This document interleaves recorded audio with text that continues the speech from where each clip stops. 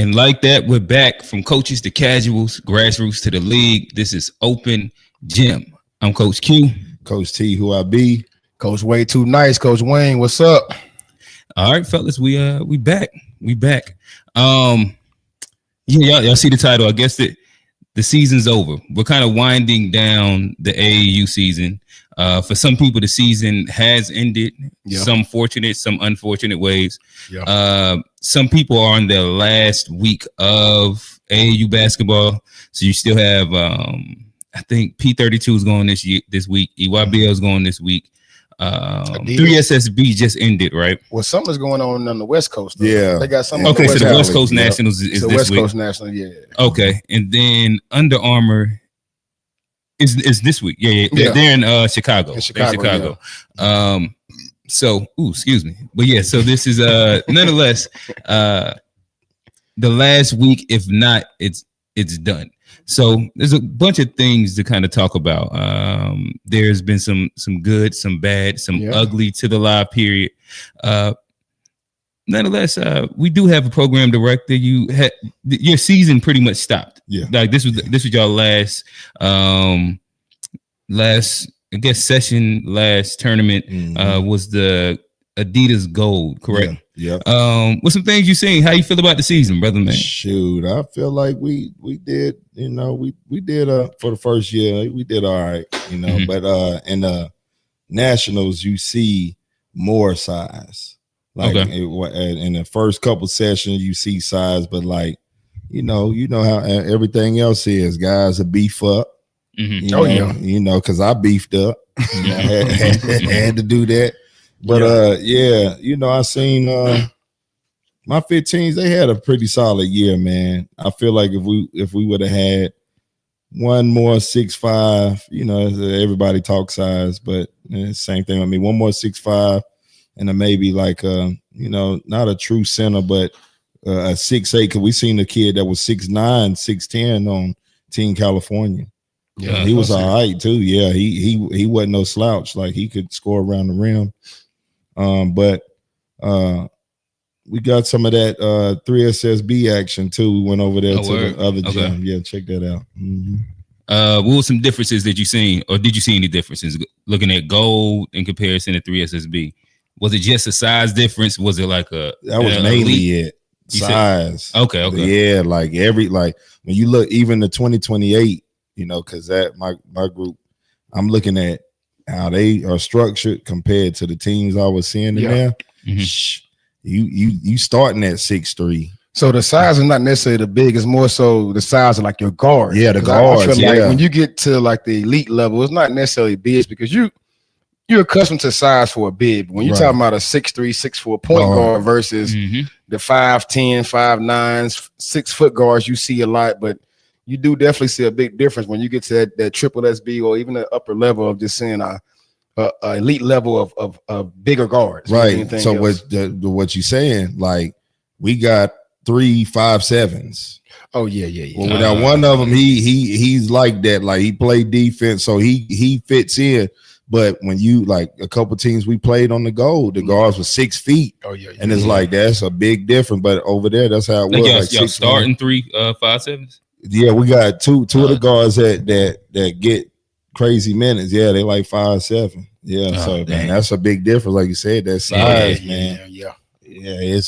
It was tough, and they struggled. Some of them struggled, but it was a learning curve. I mean, we was in every game though. Yeah. So like I see that with us being undersized. One thing I say about the team, they scrappy. Yeah. So that toughness keeps them in a lot of games. So like, I mean, one game this weekend got out of hand, but we was down by 3 in that game, and that was just more of the players. And we'll talk about that. 'Cause I think you said you wanted to talk about that, but it was more of the players versus we couldn't get it done. You get what I'm saying? Yeah, like it wasn't that we were just outmatched and couldn't. I ain't see no team that was like, damn, they like better. I ain't see no team like that with that group. Okay. So I guess this will be a good launching point for the conversation. Again, it's the end of the season. A lot of teams are coming off of that that team camp and like they're going into a session. Maybe they played 1 week before, maybe not. As a part of that, there's still like the last of the AAU transfer portal that happens. Like it's like deadline, trade deadline. At the buzzer, we had them, right? I think that all of us probably have been a part of that inside some way, shape, or form this past weekend. I guess we can start with you, and then we'll kind of go around. Have you been a part of the AAU transfer portal? Man, I was hoping you would ask. I was a part of that. I was a part of it, man. I ain't gonna lie. Yeah. And again, I brought this kid in. You know, he came a couple practices. Okay. And you remember that scene on what was that movie with Kyrie? Uncle Drew. Yeah. You remember when Aaron Gore was in? He was like, "I told you not to pass the ball." Yeah. You know what I'm saying? Like, it was different it was kind of like that with him. Like, he came to a practice and he made an extra pass. I was like, wait a minute. I ain't bring you in here to do that. Oh. No, dog, we ain't doing that. Like, I ain't telling you to ball hog, but like, I know what you do and we need that. So I'm like, man, no. And then he turned up and the coach was like, what you say to him? Mm-hmm. He was going crazy in practice. And so I hit that portal, man. And that kid, man, I mean, do you can we name names right now? I mean, what? You want that right now? I mean, look at my boy. I mean, listen, it ain't about what I want, but go ahead. Why are we right there? Let's go ahead and intro this. Everybody that's viewing, I brought some glaze. You know what I mean? Cause we gonna run with this, you know? And I'm gonna get y'all can have some, but we brought some Krispy Kreme, man. What's a donut without the glaze? You know what I'm saying? We got glaze here, man. You know, so you got to show it like that. Okay, we'll show it. You know, got the glaze right here, man. All right, so this is so you about to go into what was you calling it? Glaze King. The Glaze King, yeah. Okay. Glaze King production. Glaze. You know what I'm saying? All right, so I imagine you're gonna put a name on this train. Yeah, I got to, because I'm gonna tell you something. And this, we always talk amongst each other, right? Yeah. And this is no no cocky stuff. We are reaching the streets, guys. I want y'all to know that. But that's a good thing, bro. We're reaching the streets in a positive way. People rocking with us. So, and we rocking with y'all, and we appreciate y'all tuning in. And I got some glaze for you, because I got guys that hit me up, was like, yo, you wow. They in my inbox when to practice, the boys like, Coach, Glaze King, like what? And I'm like, man, it's for y'all. So we're gonna get with the glaze, man. I added somebody in the portal named Justin Golphin. Okay. Right. Mallet Creek, 6'2" guard.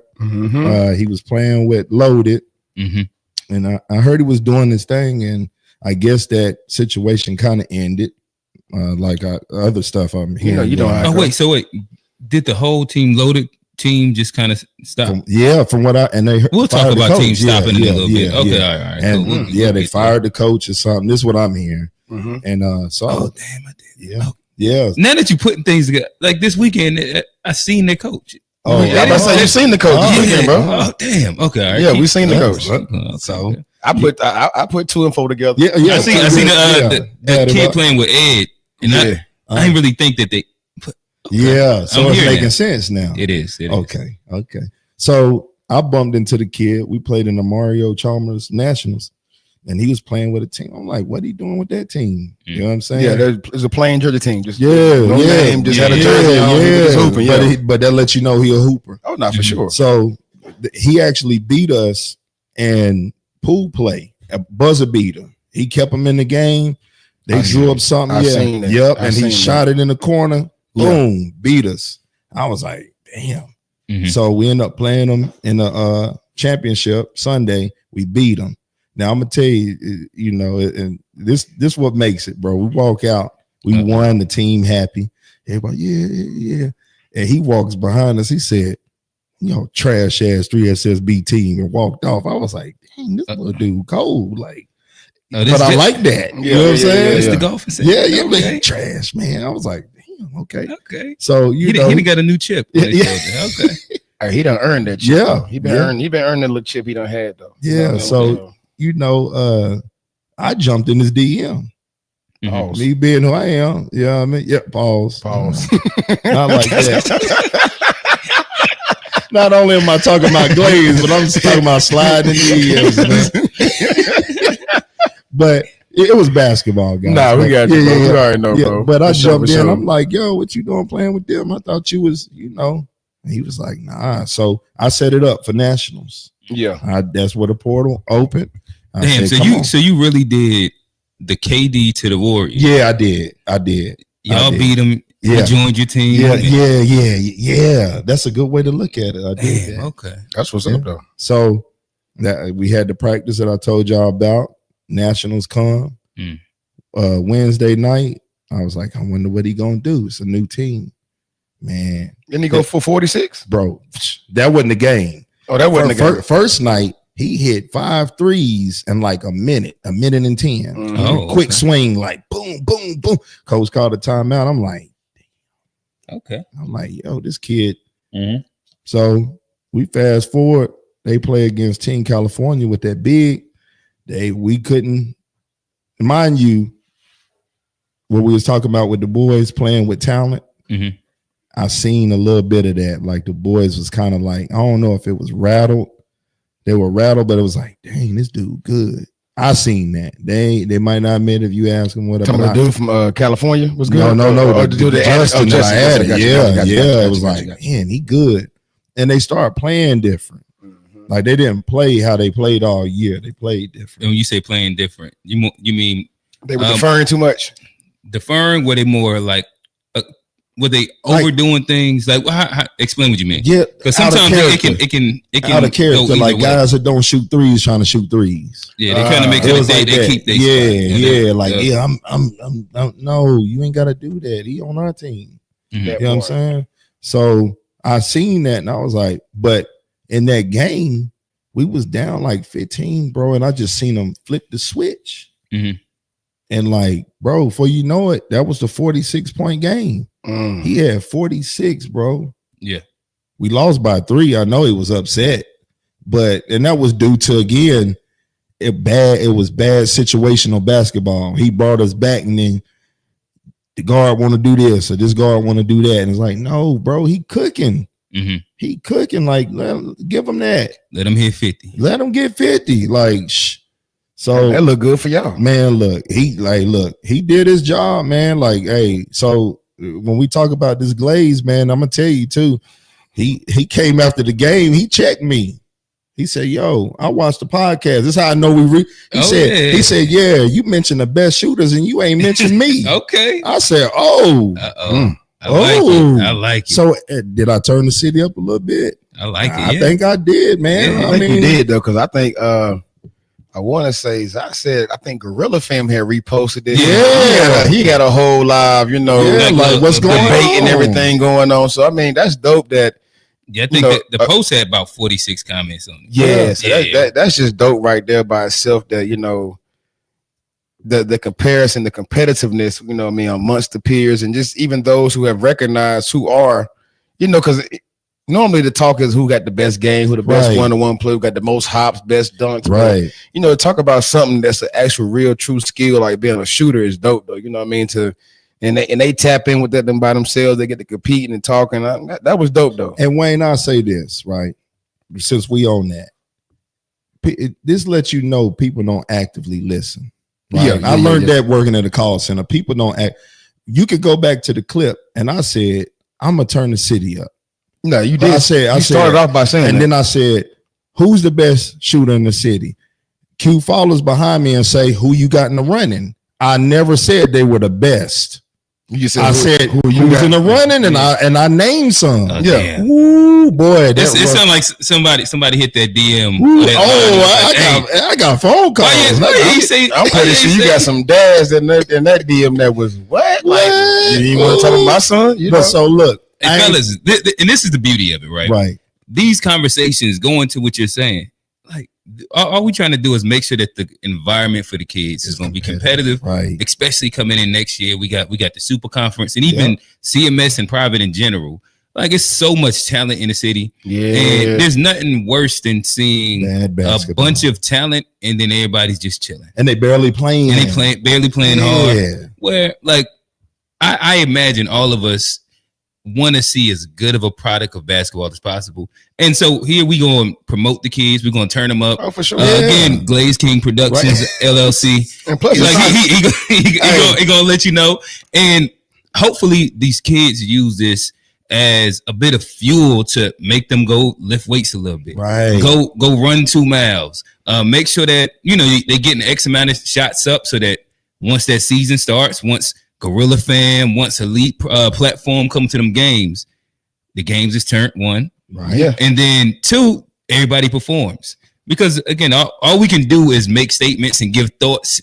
These kids, they the ones that's going to go out there and do it. And we just trying to make sure that the environment is primed for the city to be what we all want the city to be. And wouldn't that be? That's what I'm about to say. It's all about the city, bro. Yeah, We're trying to turn it. Like we know, we called the hoop state, but we want to feel like, we feel like Charlotte is the cream of the crop of the hoop state. So it's like, of course, we're gonna boost up where we are. Nothing against the Raleighs or the Greensboro, the Triad areas. Nothing against y'all. We all in the same state now. We hoop state with the same umbrella though. But there's also a citywide competition as well that we just love the few that it just keeps the competitive juices going, man. Like that's just dope that. Because for a while it got kind of watered down. Right. Yeah. You know what I mean? But now it's like with everything kind of changing, everybody open up, games developing, kids getting better. It's like, dang, you never know who can do what. Yeah. And that's the expectation for every day in every game and each situation. Like, no matter what game you are in Charlotte, you at a game. Right. Yeah. You want to know what it would have started to feel like?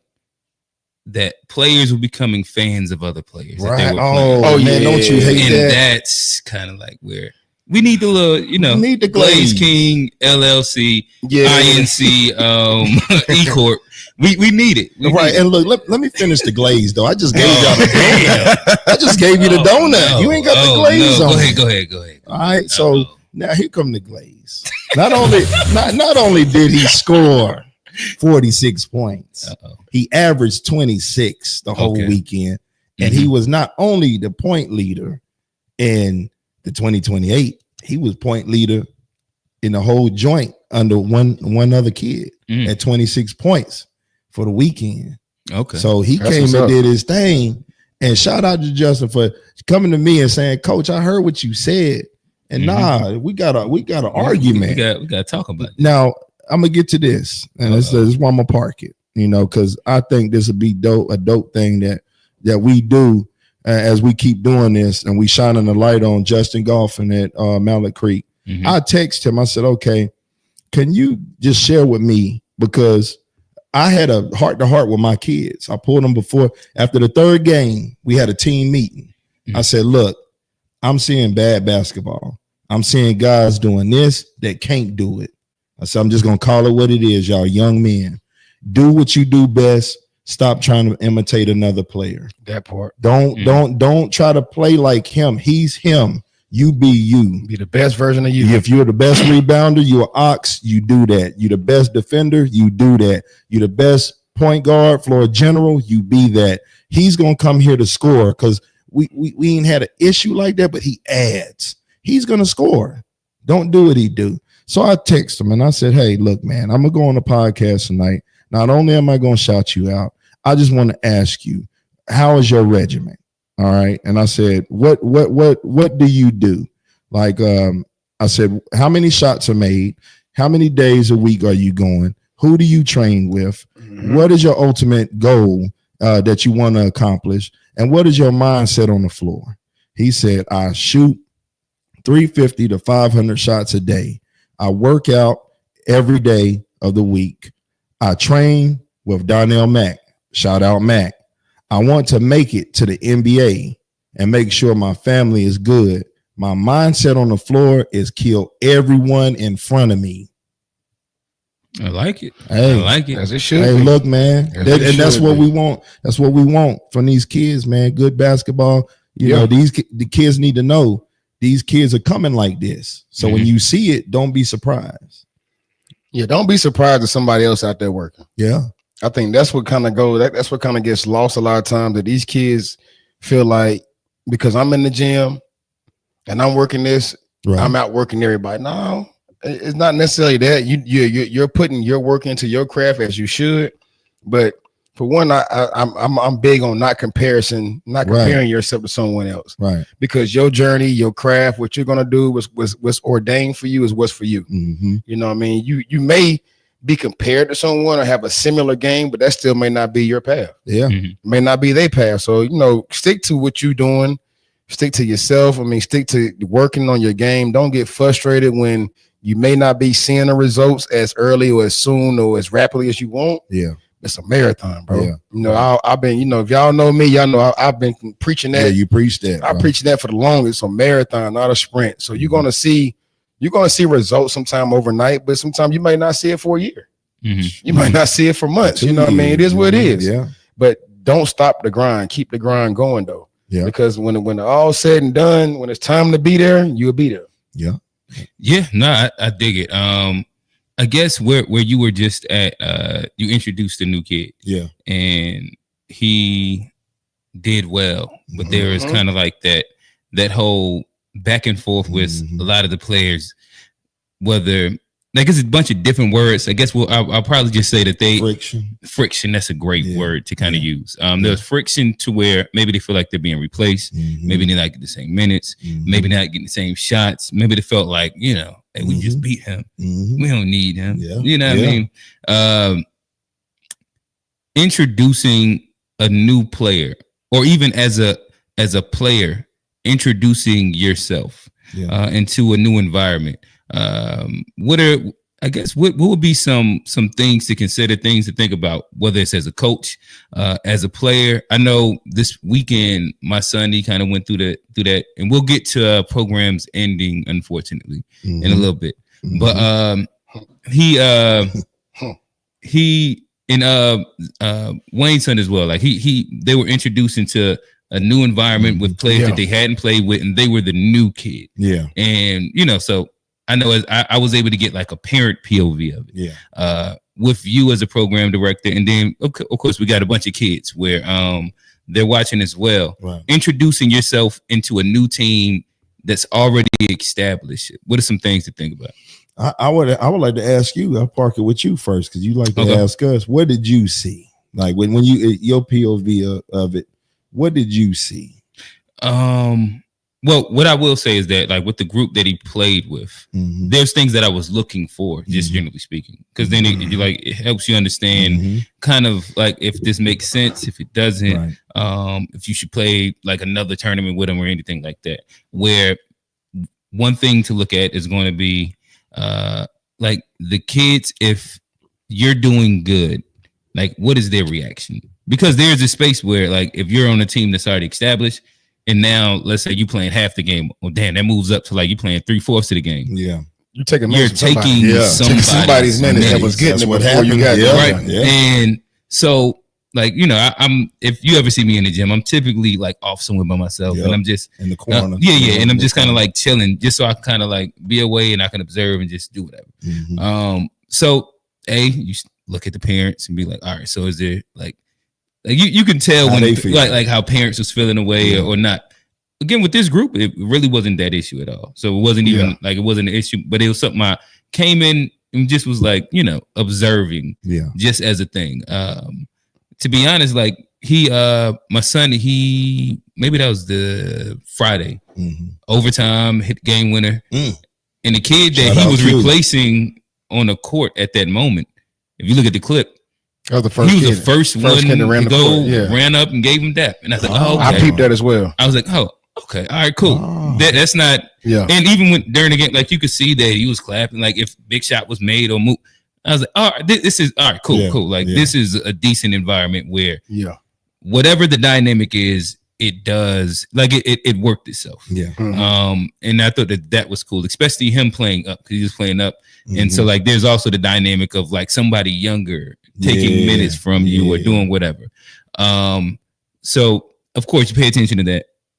We'll say you also pay attention to like the kids, and to me, like there's like multiple moving pieces, but you do naturally pay attention to if there is bad basketball. You use the perfect way. If there's intentional bad basketball, and like how much of that is like directed a specific way. Right. Yeah. I like towards we icing him out because we don't know him and we whatever. Or do they make the swing? And then everybody just playing good basketball in general. And it just kind of keeps flowing. So I said like those are the things that for me going into the weekend, I was looking at and just paying attention. And then with him, what I was telling him as a player is it's easier to come off as you already are than to come in passive and then build up to a thing. Yeah. Because typically people are going to accept you for whatever you introduce yourself as. Yeah. And if you introduce yourself as something not who you are or what you want to be, now you got to do the building process. If you just come in being that thing, then it's less to worry about. Right. People will understand how to deal with you, right? And how to maneuver around it. But you don't want to get in a position where, like, if you're making a first impression, it's a false first impression. Yeah, because they talk about that. They're like, "Oh, he ain't that good." They do that, and you come in, and then you're just trying to make sure everybody cool. Yeah. But then, like, that's the tough part as a kid, especially if you're a younger kid. Yeah. Going into a space where like you have older kids by 1 to 2 years that's already established on the team, and you don't have any real built-in reports. Like, damn, so I should just do me. You sure? Yeah. But yeah, like I said, I think that he had a really good weekend. What you see, Wayne? Did you see anything with your journey? Well, yeah, I mean, I did. So I mean, a difference about our decision to play with who we played with was there was already somewhat of a rapport with the coach. Because actually we went this route last year after we ended up finishing up about 3 or 4 tournaments. We ended up playing with Anthony Morrow, Elite 17U, even as 15U. Yeah. This year, it felt kind of perfect because beginning of the year they had a lot of unsigned seniors. So they were playing a lot of unsigned seniors early part of the year. Then once they kind of got situated, they came back with probably about 6 or 7, 8 guys. So even when I had reached out about him playing, it was a situation where I knew that, the coach was familiar with his game and the players were familiar with his game. So he ended up playing with LJ. So LJ, he played with a high school, known for a minute. Then he played with Jordan that was at Rocky River. And he played with Kingston Henry. I've known him as Jay Henry though. But for the irony of that was one of the first guys he played AAU with as a first grader with Metro on the Havoc. So there was a rapport there with a lot of the guys and everything, but also just kind of knowing who he was, what his game is, what he brought to the table. Even the parents was like, they got to make sure they get that boy a shot. And it wasn't me saying it, but it was them coming to me kind of, I guess, wanting me, make me feel comfortable, but also help me understand that if he's not touching it or not getting it this moment, it's not because of that. It just be, Did he get touches or did you see a little bit of what we I feel like it was a buildup. Okay. It was like, mind you, it's been a live period, what I mean? So you had the guys that were there already kind of coming in, with their established roles, and with his particular skill set, it's something that you got to be more cognitive of if you have not played with a shooter like that. Yeah. Sometimes you got to not necessarily turn down a shot, but you have to look to make the extra pass if he's in that corner. Heck yeah. What I mean? Or you have to look to make the, so I think it took about a game and a half adjustment. Yeah. And then, Zai's one of the ones that he's not going to force anything. Yeah. If it ain't there, it just ain't there. You know how to play. If 3 shots were the 3 shots he got, he's not going to chase 6 more. You know what I mean? Man, if he ain't getting hard less. And the one thing I did see that as a parent, coach, dad, I seen he was placing a different role with them. So in a sense, they had a bigger kid that ended up getting hurt the first day. Q, you seen up there the courts were, not the best courts. You slide one way, there was no give. These were the Lego courts put on top of a concrete surface, so it really wasn't sturdy. So this kid ended up kind of sliding and hurting his groin. So Zai actually became the de facto center. Oh my! So but it was good though because I actually seen him. They played against Team Wall. He was guarding a 6'7" guy, straps. Yeah, another 6'7" guy that came in with straps. I'm like, he was contesting the paint, rebounding well. So he got to actually show a different side of him and find a different side of him. So I was, kind of pleased by that though. But just given the actual reason, not necessarily the reason, but just given the situation and how it kind of played out, I was just actually blessed that I was able to get him somewhere and then get all the guys and just help get every other guy play somewhere to play this weekend. Literally, what ended up happening was every guy that was on his team, except for one that had touched down already, ended up playing in Raleigh this past weekend in a live period. So everyone was able to kind of find a situation that worked for them. Yeah. But I think this is a perfect segue, kind of fall into reason why we had to do this. So if you don't know,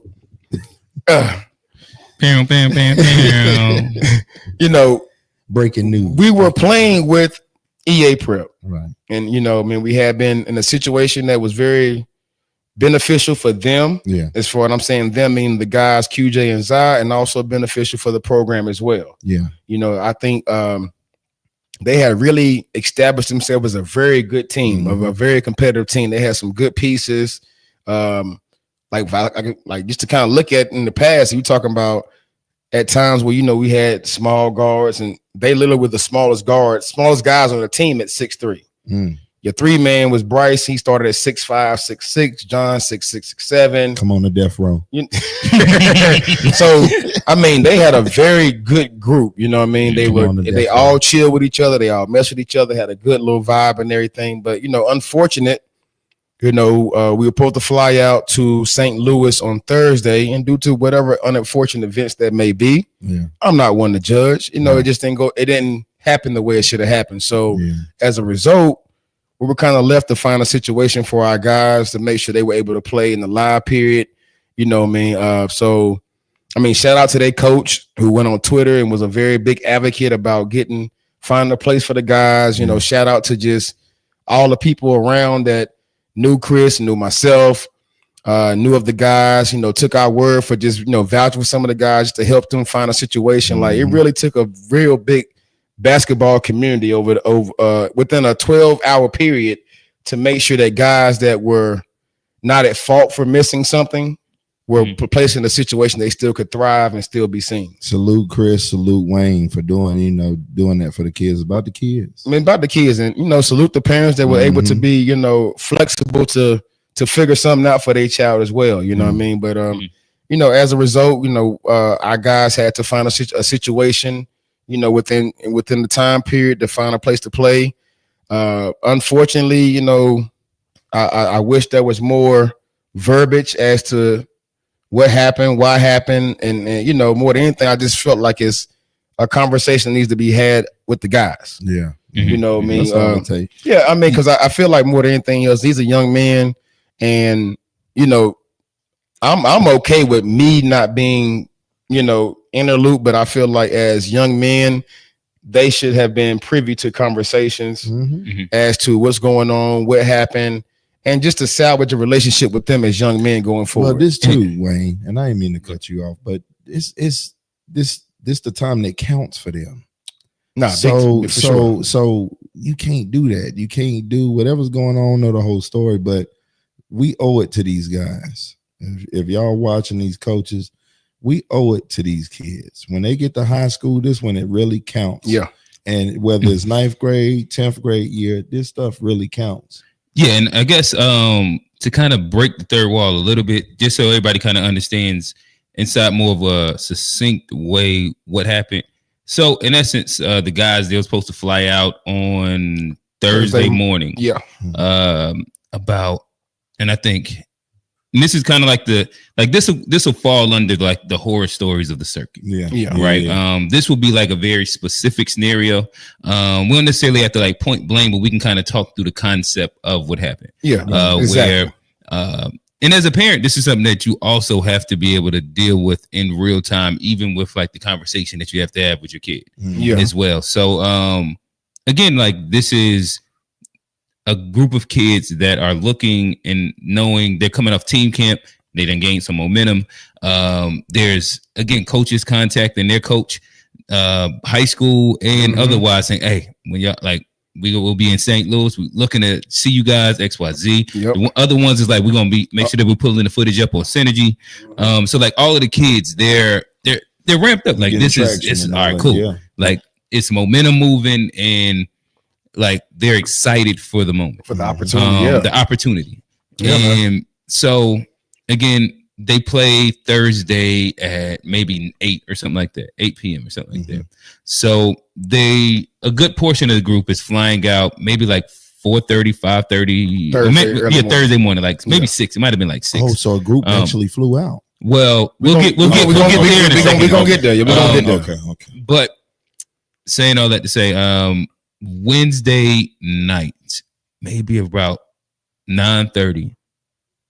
Get that call. Ring, ring. I might have missed the first one. He missed the first two. Yeah, I might have missed the first. He two. missed the first two. He missed the first two. Come on, Q. You always missing calls. Man. He missed the first two. I was like, damn, something must be happening. All right, let me. I might have called back, or he might have called. I can't remember what it was. We called again, and then I get the call, and the guy's on the phone. He's like, I got Wayne too, and then he's kind of like talking through like a scenario, and there's a lot of things. And my main thing was just like, well, shit. Are they going to be able to make it there? If they're not, what's the plan of action? Because of this is live period, and we want to find them boys somewhere to be at. Like I understand all of like the sob stories and like the different things. Yeah, cool. Like if like I can remove like any emotional investment. Like what are we doing? So that was kind of like my space. That was the beauty of the conversation, honestly. Like literally, because I'm on the phone as well. And when I hear, because I'm taking my cues from I'm taking my emotional cue from Q. Yeah. Because I know I'm on 1,000. Yeah. So I'm just letting you know I'm on 1,000, bro. You know what I mean? So, because mind you, I'm in my room. My son is in his room. He's already packed. Yep. And he's packed and ready to go. Yeah. So our last conversation was, what time are you taking me to the airport? Yeah. I'll let you know, bro. So in a sense now, that's our communication for the night. He made sure he had a smoothie. He had his daggone protein for the night. We good to go. You good. So I'm chilling. So I get the phone call and I'm just dealing with it. So now I'm starting to get hit because I'm understanding what you're saying, but at the same time, I'm not necessarily processing the next step. I'm just almost in the moment. Yeah. So when he gets Q on the line, then Q was like, you know what? Cool. What's the plan of action? That made me like, okay, all right. I needed bro to say that, because now bro would have went left or right. Like, it was gonna be a lot of, you know what I mean? So F that.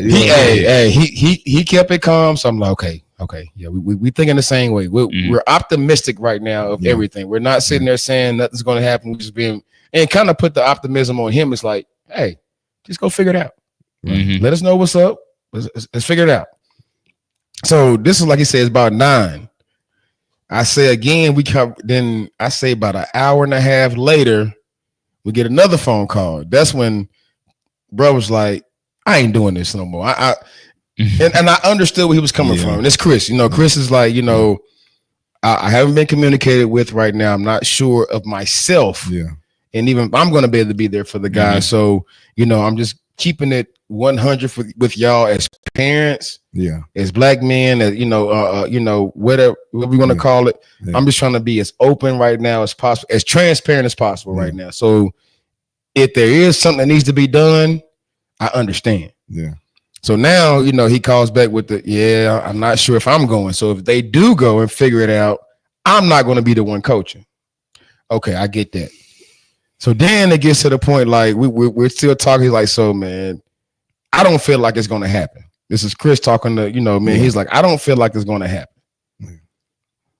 All right, cool. Now in the back of my mind is, now I'm racing like I can't go across this house, knock on my son's door, open his door, and tell him he's not going to play this weekend in a live period. Yeah. So, you know, for me, it's like plan B, plan C is already trying to work itself out. So I'm on the horn now. I'm hitting the fam, hitting the flavors. You know what I mean? Like, hey, what you got going on? What you woo? You know what I mean? So end up finding a situation that worked for us even before the actual word goes out. Cause I'm sitting on standby like, all right, bro, till I hear this, we gonna see what's up. So we end up getting an email.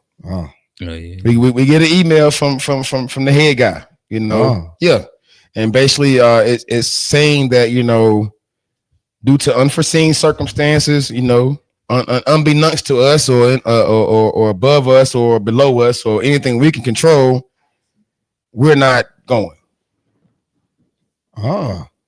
So this is around this is the same night you get the bombs dropped. Everything was within like an hour and a half. Maybe. Well, I really would say it really started. Remember, the text message actually started about 12. So it was about a 12-hour period because we got I might not. He missed the email. The email sent out was like, "Hey, we need some money for these things." Yeah. So we get an email kind of early, like we need some. It's like, hold on, bro. Like, from my understanding, these two taken care of. Yeah. You know what I mean? And now, mind you, the team has rocked that way because the other 6 were good to go. Yeah. Mind you, now we're going to get to the point we're talking about. Yeah. There's actually a family that's touched down on Wednesday night. So now, mind you, you get off the plane. Oh, wait, let's not walk there yet. Okay, cool. So, just going to it where you was at. And again, I think that this is a good like. Even there's a no glaze. But like, come on, because there's a bunch of. I told you kill them. There's a bunch of parents in here. There's a bunch of kids and like coaches as well. Yeah. But I know that like that conversation that you alluded to was one that like I was like, damn. Yeah. Last time I just talked to him, I was telling him make sure you got your deodorant and your toothbrush. Yeah. Make sure everything is packed. You got how many outfits you got? Yeah. Because I wasn't going. I was just dropping them off. We have already decided that we were not going on any trip that didn't benefit us. Yeah. So I was over there. Daytona was the last one because of the beach. I let Chris know in advance I wasn't making it. I said the same this one well. or Memphis, and you know what I mean. Cute. He's on y'all. Y'all got it. Yeah. You know what I mean? I mean, but they're young men now. And that's the things we put on them. You know, it's like y'all done flew to Cali by, mine even last year flew to Cali with, the crew. Yeah. Mm-hmm. So you're already outside, bro. You know what I mean? With this, ain't too much to say. We're gonna make sure everything you just pack. Your backpack, your underwear, your drawers. You get through TSA. Yeah, can you get to TSA? That's all that really matters. No baby oil in your bags. You got your ID, you got your flight, all that type of stuff. So yeah. So I was so like the last conversation I had with him was pretty much that, and then getting like that initial conversation, there was the like, damn, all right, let me text him, tell him come down here, let me pretty much break this down to him, let him know. And then there's also the other part where you are also alluding to the title, the season's over, where it's like getting to understand, no, if y'all don't go here, there is no Memphis. There is no last session. There's no last session. This is pretty much like this things don't get figured out. Yeah. This kind of is it. And like I'm a realist, so I'm like kind of just break it to him inside like that very much term. And so I know with me, I said, all right, shit about to hit the fan. I'm about to go upstairs and go to sleep, bro. I set my alarm for 4:00. So like, if things figured itself out, I was gonna wake up and have enough time to get to the hotel. Yeah. So that's what he left it off at. Yeah. His last part of the conversation was, you know what? Y'all figured out. I got my alarm set for 4. So in his mind, he's ultimately optimistic that we're gonna wake up, tickets gonna be there, we good. Like we done figure it out, y'all. Don't even worry about it. And if not, I was going like what happened, we was gonna figure it out in the morning. Yeah. Like, and this is not to jump too far ahead of the conversation.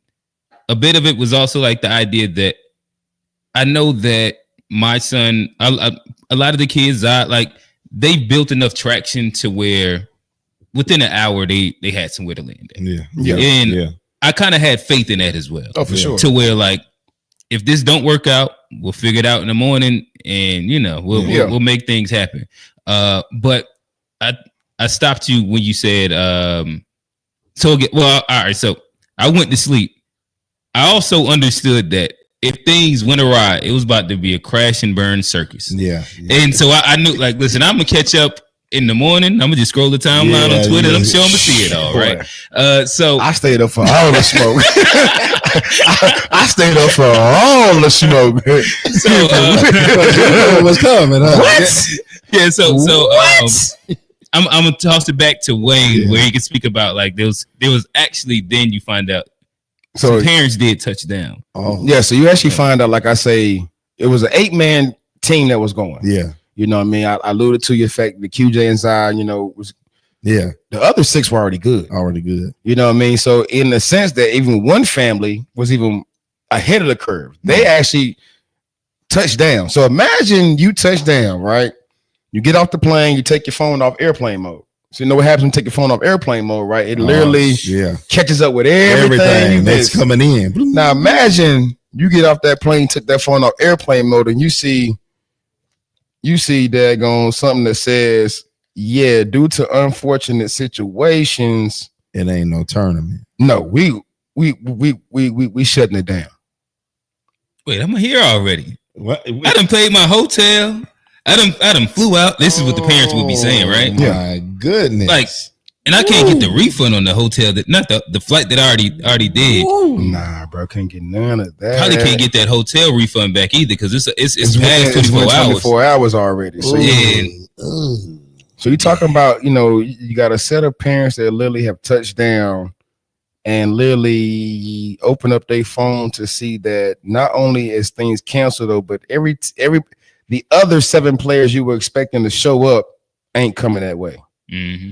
And on top of that, you really have no background as to really why, what, who, or anything. You just really just like at a loss for words. So as a family, you're talking about, I've entrusted a situation with my child, with my money, with my everything. That money part. Oh, you know what I mean? So do you turn it into a vacation? Like at this point? Well, I mean, they were blessed. I would say this right here, bro. When you say that them kids are covered, and I'm talking about the cover with the blood of God, bro. Yeah.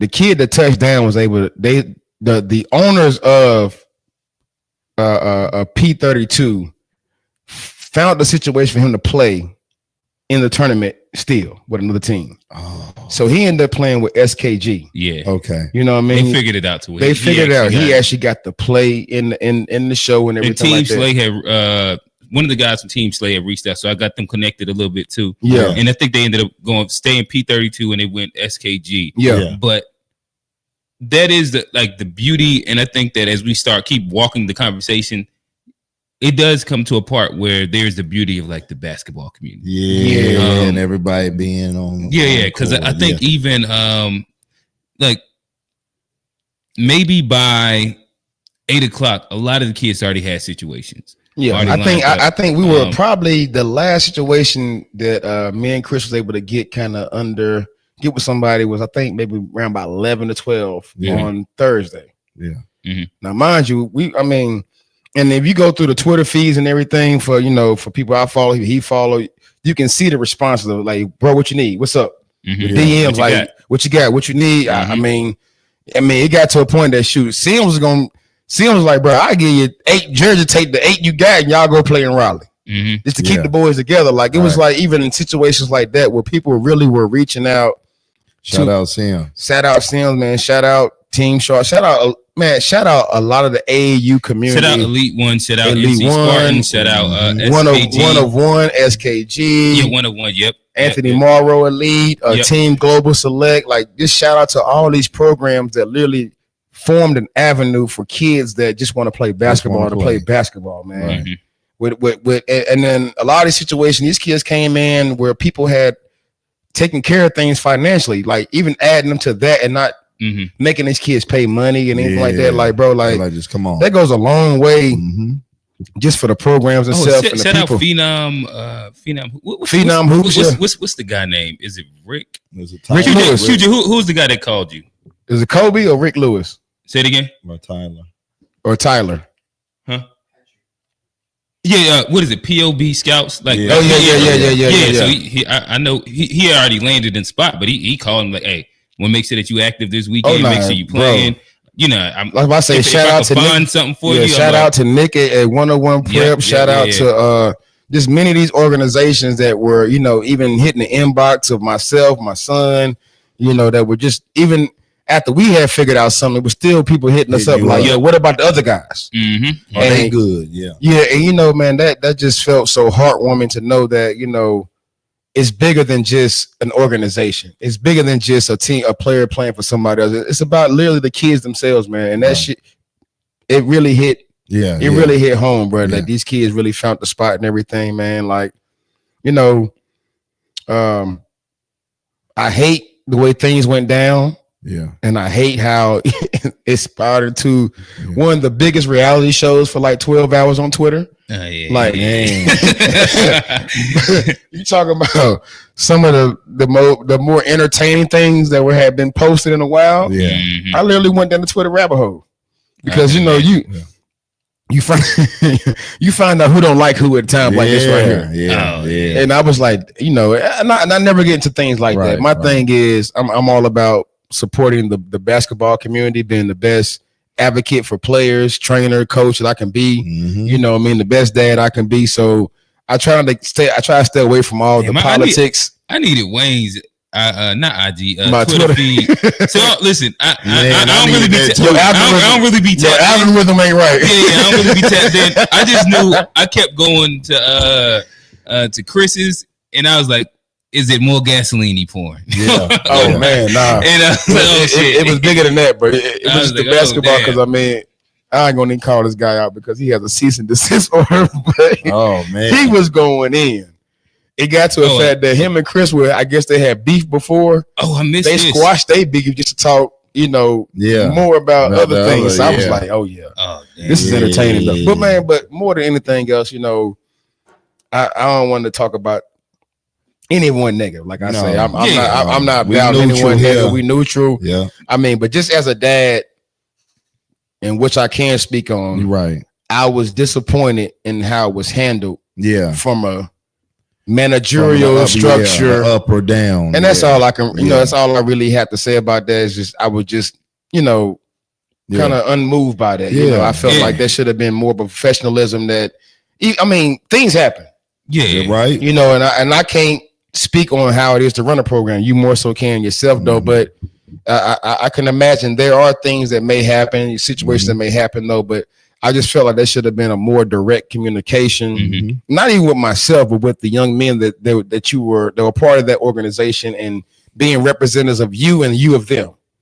You know, man, I felt that there was more warranted for them than anything else. You're right. It should be. It's all about them, man. Yeah, because I've been quoted as saying like, I wish bro would have reached out to me just as a man. But the more and more I've kind of the days have passed and I've grown past, it's been more so like I just want bro to reach out to the boys, to our young men. I get that. Because more than anything else, and I think Q can allude to this as well, there were opportunity within the last 2 weeks that was presented to us to actually go do something different. Which my young man and his young man said, no, I'm going to remain loyal, right, and do what we do to the program and to the situation, and not turn my back on something to only be slapped in the face. And I think that we're just like that. That's probably like one of the bigger things in even like the whole scenario how it went down. I think all the parents, for the most part, would have had acceptance of like, even if this was like stated by Monday or something like that, 3 to 4 days in advance. Because of, as you said, the loyalty word gets thrown out a lot. You loyal, XYZ. But the interesting thing is like sometimes loyalty to a fault, where, as Wayne said, a lot of kids, like they had other people reach out and be like, hey, we trying to get you on this XYZ circuit, XYZ circuit play. And the idea was like, nah, you know what? I like to start and finish things. And you know what I mean? We're gonna ride with the crew that we came with, and we're gonna finish this off this way. And you teaching your boys that. Right. I mean, and that was the beauty of it for me, because people were reaching out to me about situations. I was like, no, I'm about to send you his number. Yeah. I want you to talk to him about it. Yeah. And you know, he was the one that made the decision to remain loyal. Yeah. It wasn't no dad influence, wasn't no mom influence. It was him as a young man being raised the way we've raised him. And he responded in a sense that made him seem more of a man than maybe you had expected. Yeah. You know, you may have thought he would have been like, what? Oh, word, I'm gonna jump in, free trip. Nah. Yeah. Bro, I felt the need to remain loyal. And I felt like we've raised our kids in that way to not necessarily be loyal, but to finish something you started. You know, if you said you wasn't gonna do this, we're gonna finish off with this. Hey, you just finish your food. Yeah, that's a good thing to do.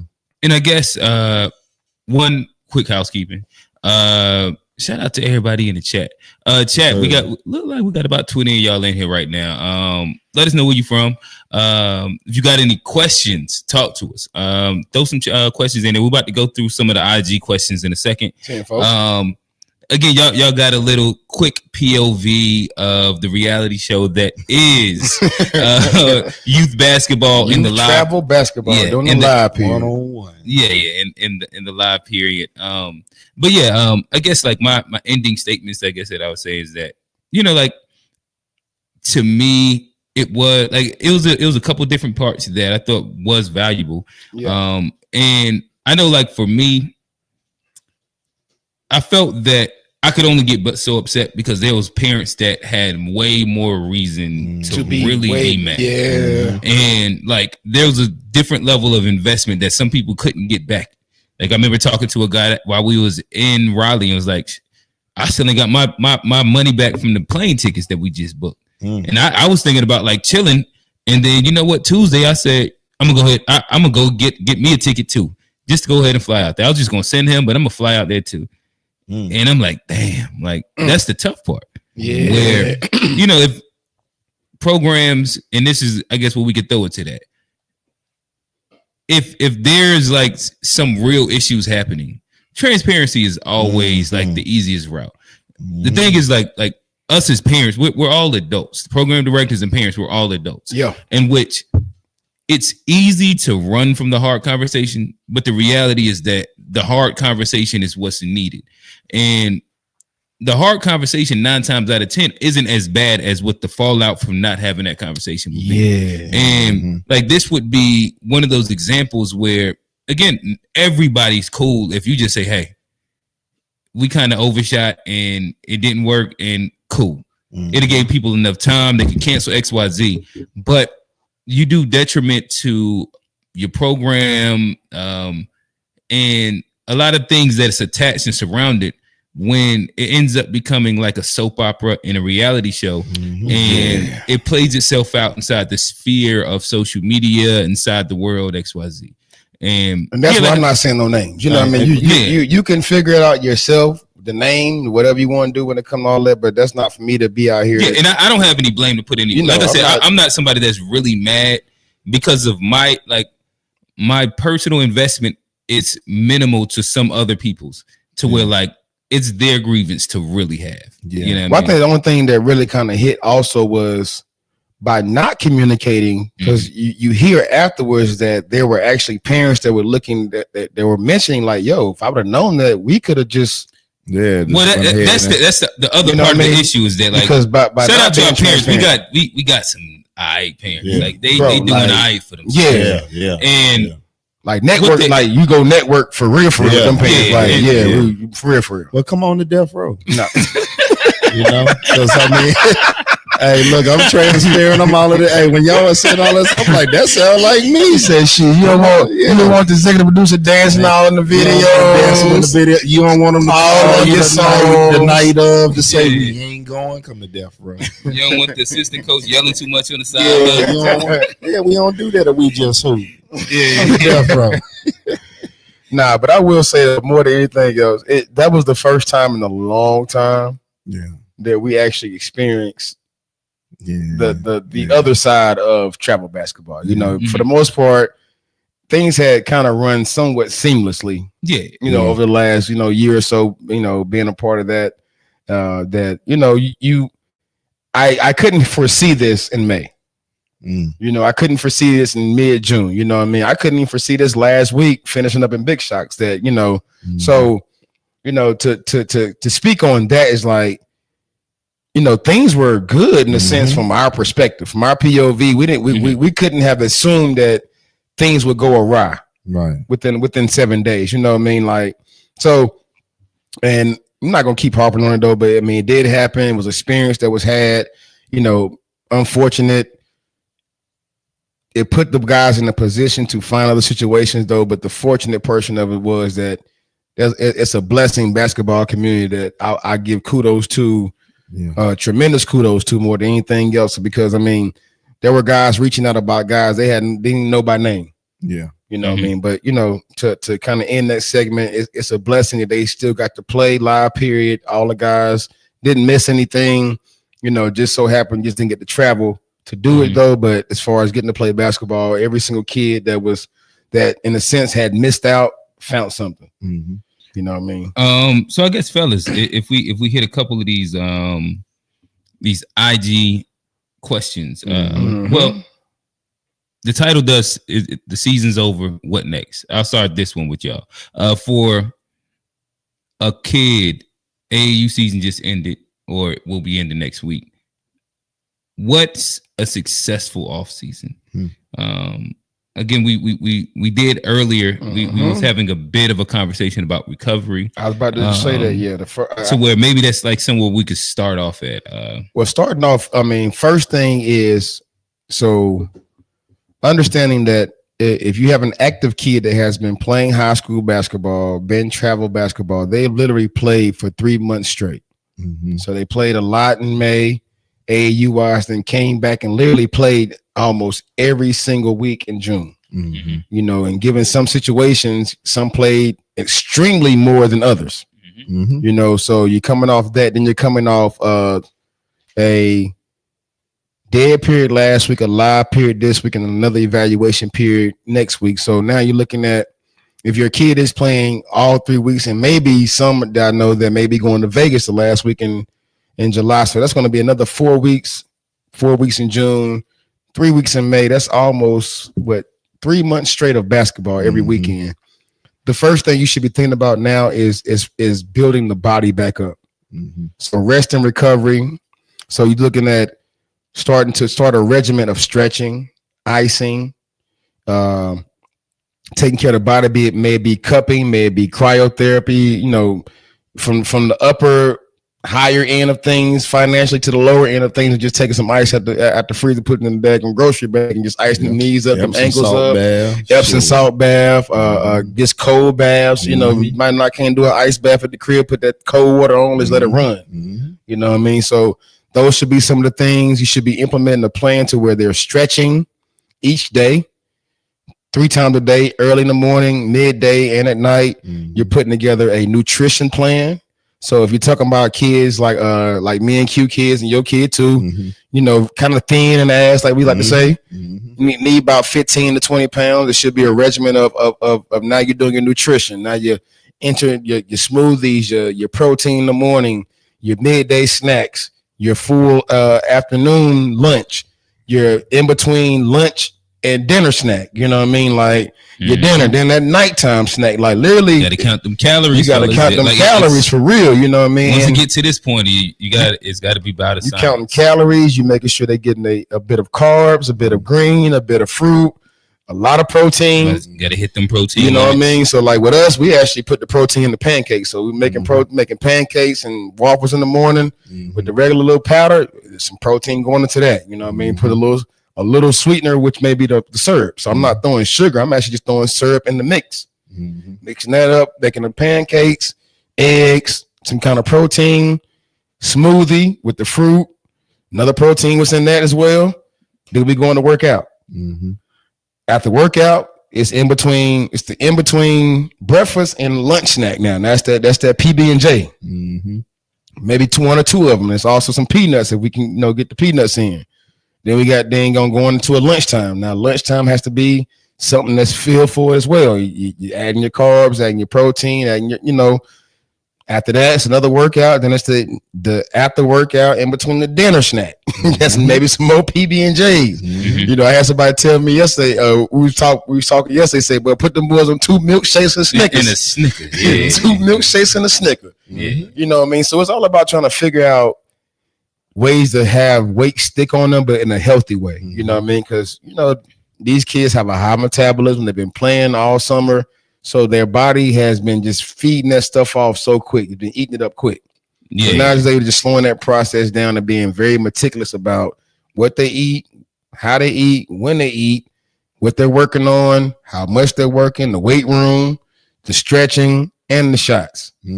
That should be the regimen. It's all in how you put it together, though, but those should be some of the key factors that you're touching on post AAU season. Hey, chat, let us know, like, what are some recommended high calorie, dense meals that you would recommend for some high school athletes? Like we all have high school athletes, and they get tired of eating that same food we keep feeding them. Yeah, they getting tired of peanut butter and jelly. I told them that's about as old school I can get, but bro, I know what it's going to do for you. That's one of the ones. Yeah, we do them and baked potatoes. We do a couple smoothies a day for sure, but in smoothies is a cheat code a little bit. Oh, no, for sure. With that, like, you can throw the 2 cups of peanuts in there. Oh, yeah. With, you know what I mean, like the smoothie powder, and then you could throw some fruit, whether you want to go banana, mixed berry, XYZ. We do. You can mess around and grab about like 900 calories just like that. Like it's always like these small, different little cheat codes. I know another one is if you eat earlier, you're able to eat more times throughout the day. Oh, for sure. So like sometimes you open that door. Hey, get up and eat real quick. It'd be about I get up for work, so it might be 7 o'clock, 6:30. Yeah. But you just get that meal in. So then when you wake back up, he's gonna lay back down. Yeah, you just go right back to sleep. Yeah. Get up about 8:30. Now you got second breakfast. So now you could have put maybe like around 150, I mean, like 1,500 calories before 9 o'clock. And so now like that journey to get to 5,000, 6,000 calories don't seem so daunting. Yeah. Like now you add inside like the protein shake by 11 or 12. All right, now you about like 2,500, almost 3,000 calories before lunchtime.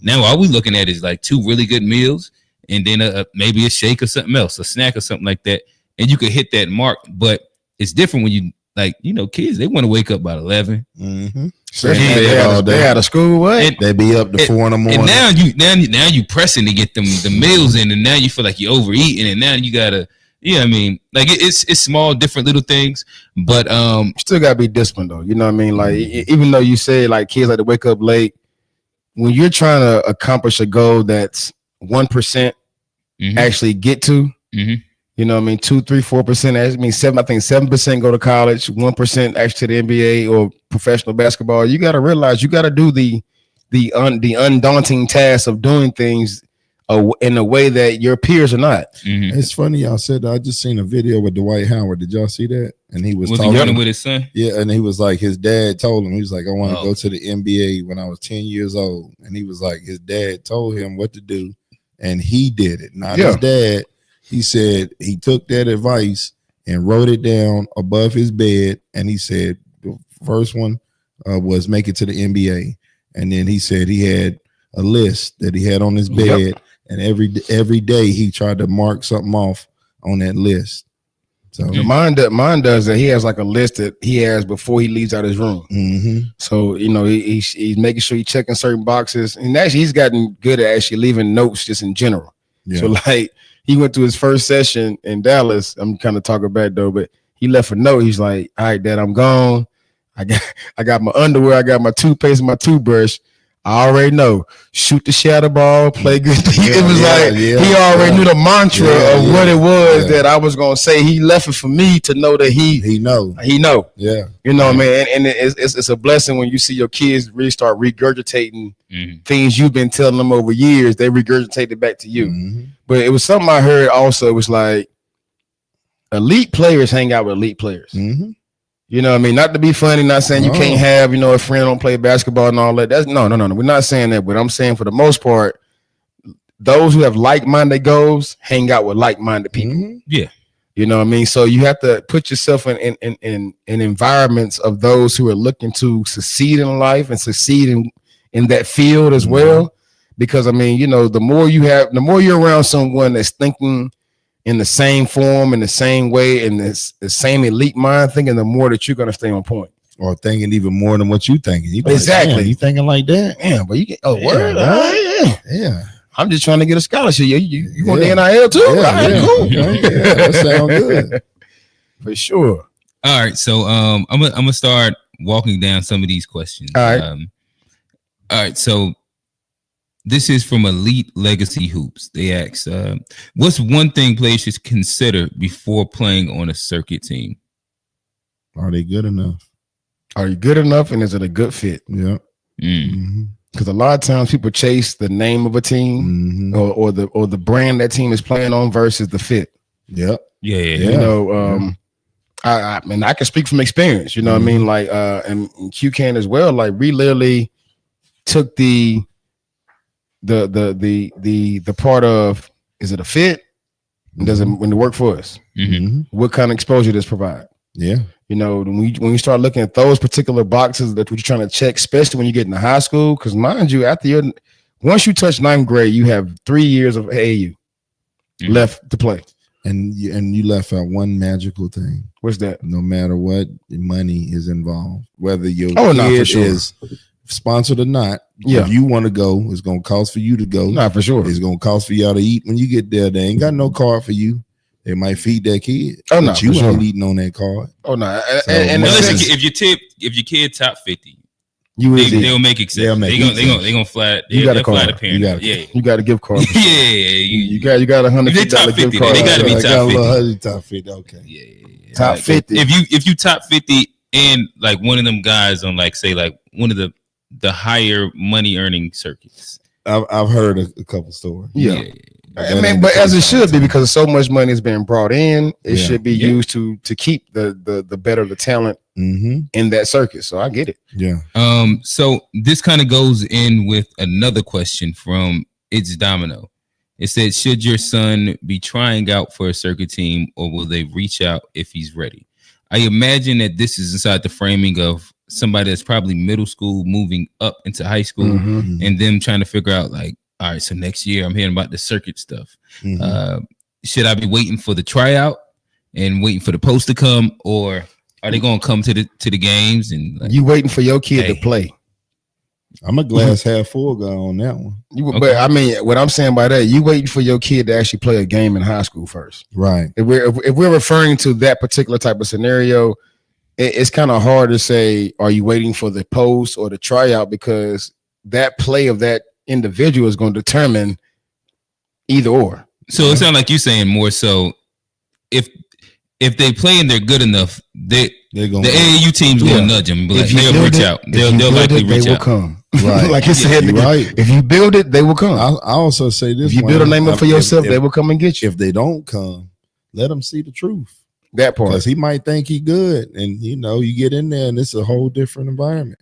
Now that's one thing you do see. It's a big difference from the outside looking in. And sometimes it takes you to go into an environment and they nice. Oh, okay. You remember when I walked in one of your joints? Yeah, there was kids in there. He was like, "All these kids they not gonna make it." Yeah, like it is what it is. Yeah, it's like they might think that it's a tryout for them to make. They all ain't gonna make it. No, but you want to get an opportunity. But from us speaking to that parent, I feel like in a sense, if we're talking about, and even moving from a 7th grade to the 8th grade, because you're talking about, or 6th grade to 7th grade, you're talking about 7th and 8th grade now with junior EYBL has become its own entity as well. It's kind of like a feeder. But they replaced what Made Hoops used to be. Yeah, right. And now Made Hoops still around, but just junior EYBL just done really surpassed.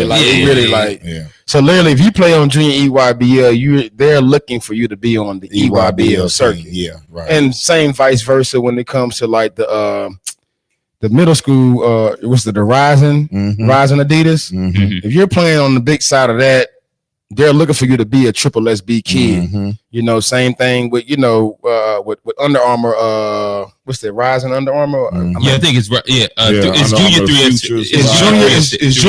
It's Junior 3S Triple B. Then it's it's Rise for Under Armour. So if you're on a lot of those circuits, they're looking for you to gradually grow into the main circuit on that shoe brand. So it's about putting yourself. It's about aligning yourself with the right people, the right teams, though. But in a sense, I think you put it perfect. Like if reality is that if you make a name, if you make impact at the high school level, especially if you're playing, like we're a Charlotte-based team, not team podcast. So I would say in the stands of a lot of Charlotte games, and we play at like a school that is well known for basketball. And then there's a lot of like rivalry games that comes along with it, and like there's a lot of games that get the hype. And so a part of that, there's always a couple people with a couple EYBL or 3SSB, or you know what I mean, just there's coaches that's looking to scout talent and seeing how they perform in general. And even if you're a freshman and you go JV route, if you're performing there, some of them they're there even that early because they understand, like if you're inside, like if we give like an example, like a North Mech or even a Chambers, where and Malik Creek is kind of getting there too, where it doesn't mean that you're not good if you don't play varsity freshman year. This is a program, and a part of a program is that like you can either sit and not play at all as a freshman on varsity, or you can go down and get your bump and play, and and get better at JV, which will groom you for varsity the next year. And so like I've seen those things happen, but the thing is that like as long as you play, and your play proves who you are, like again, I think that we might be spoiled because of like the situation, but what I've seen is that if you play and the play is what it is, they'll come knocking. Oh no, for sure. Y'all got to see that when the issue happened. No, I mean, a lot of love. Look, let me tell you something. If you didn't have traction, you would have got a little bit of love. It would have been limited. I will say, if there was no traction, no type of proven record, limited, it would have been a hard sell. Yeah. But easy was actually an easy buy. Let me not ED, ET. Limited. It would have been limited. Yeah, you're doing your thing. Y'all got to been limited. Yeah, for sure. All right. Shout out to We Train Fly. She hit the DM. She said, Coach A. Coach A. And I imagine that this is directed towards the kids. It says, who are you? Did you improve? I think that's probably something that all kids should ask themselves. Yeah, because I feel like after each particular season of the summer, so like there's 3 seasons in the summer. You know what I mean? And I say that, even though they're in school in May, it's the May season, it's the June season, it's the July season. Oh no, I was looking at it like there's June, July, then August. Yeah. So really, I think August might be the most important. It's slept on, but most important. Yeah. I feel like, in a sense, it's 4 seasons then, because that May is what garners any initial traction with the live. Then you leave from that, finding your game a little bit in May to bringing it back to the school. Then you gain that scholastic traction. Then you take what you did in the live period. With the NC live and school live, and take that to an AAU live period. Where have you grown from? Took from the first session of in May, took to your home team and got better at it, now bringing back to the AAU team. Now we talk about the August. The August is now, how are you building your body? Right. How are you building your body? High school stuff right there. You know what I mean? Are you living in that weight room? Are you living in that gym? You know what I mean? Like I said, the regimen of the nutrition, everything. That's what I feel like is real big about the August. But it's really about 4 seasons, and you should be looking at it in that way. Yeah. What I do season 1, season 2? How'd I get better by season 3? What's my plan for season 4 going into school? Because what you do because the fact that school don't start here to the 26th, QJ?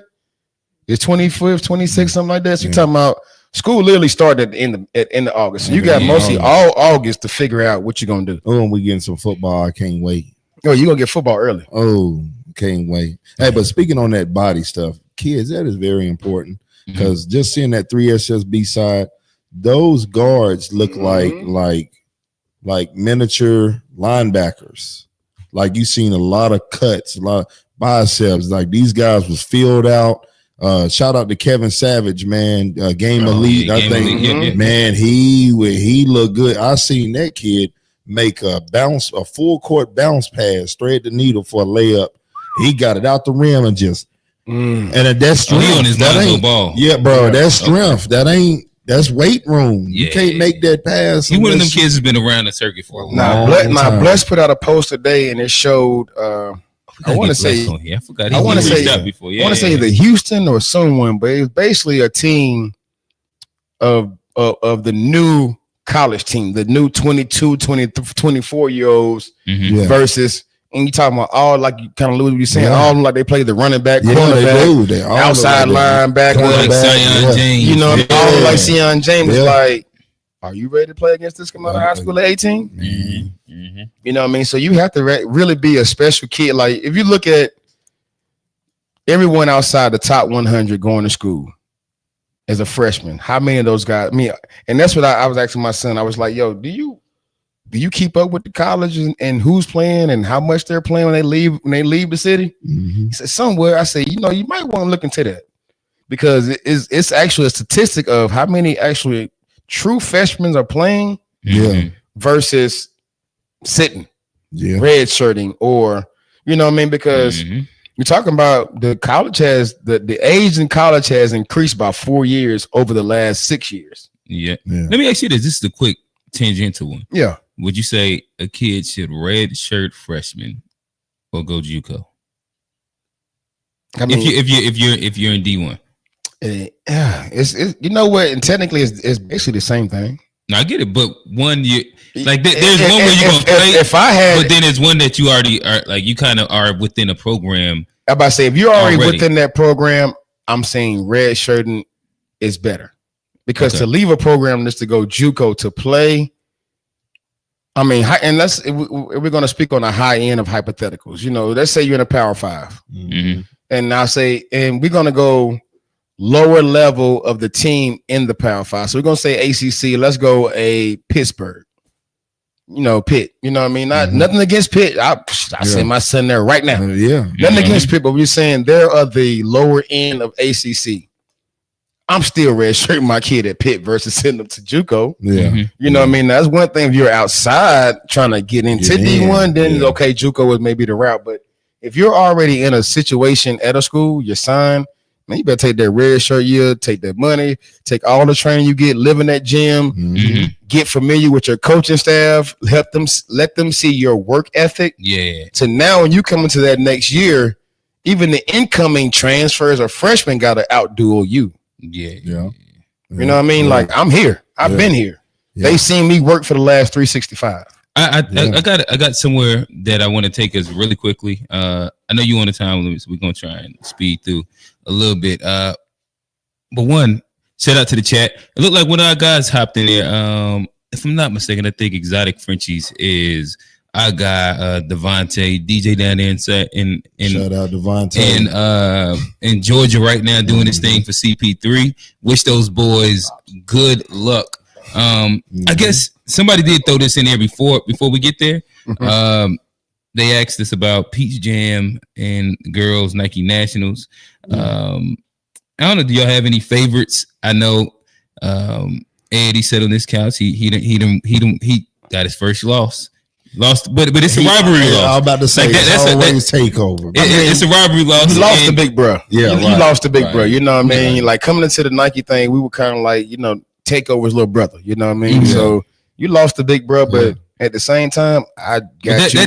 They go back and forth. I got you. It's like the only team I ever see Ed and them lose to. I got them pencil to win that 15s. I got them pencil to win the 15s. Who Takeover? Ed. Okay. I like especially bringing in Bray. Bringing him in. That was tough. We was talking earlier about bringing in them pieces. But the thing is, Ed, he a drill sergeant. So I mean, but they got one of the best 3-guard rotations in the nation. That's not even by question. And again, like another great 3-guard rotation. You got like that CP3. You got CP. What? That's Junior, right? His son. You got Lil Chris. You got Lil Chris, Rod, and DJ. In Team 9, you got JJ Greer, you got Jaleel, and then you got Michael. You know what I mean? So next question be what them bigs gonna do. Nah, that's one thing. That's one thing I will say. You know what I mean? Chase has been look good, man. Chase been looking good, but one thing about that 15U for Team United, they come off the bench with 4 6'5s. Yeah, man, that's crazy. Shout out to Isaac. Shout out to the Isaac is having a heck of a summer, bro. Yeah. Shooting the ball, finishing, like his growth has just been it's been amazing to watch. Yeah. You know, for 16U, I think Team Why Not with Bubba, they look pretty good. Who else was that I had seen? I was just looking at the standings. It was somebody else. What team that? Takeover's running 17s right now. Yeah, Takeover's running 17s. Team Thad is actually doing pretty well on the 17U circuit as well. Shout out to Taurus and LJ. Yep. They doing pretty well. But even Trey Beam had a game winner the other day. So shout out to Team United 17U as well. But I mean, it's just Team United 16s is doing well. So I was about to say that. 3. I think they're like 8-3. Like they're doing pretty well. I think they caught 2 wins the other day. But for them, I just want, especially that 16 Team United. I see how last year they came in with so much hype and literally just kind of faltered though. But I just want to see them kind of finish that off and really take that momentum and finish up. I mean, I'm always biased to Team United. I mean, I was with them for 8 years, you know what I mean? So there's always love there, regardless of how things went. I always got love for the program, I always got love for the kids.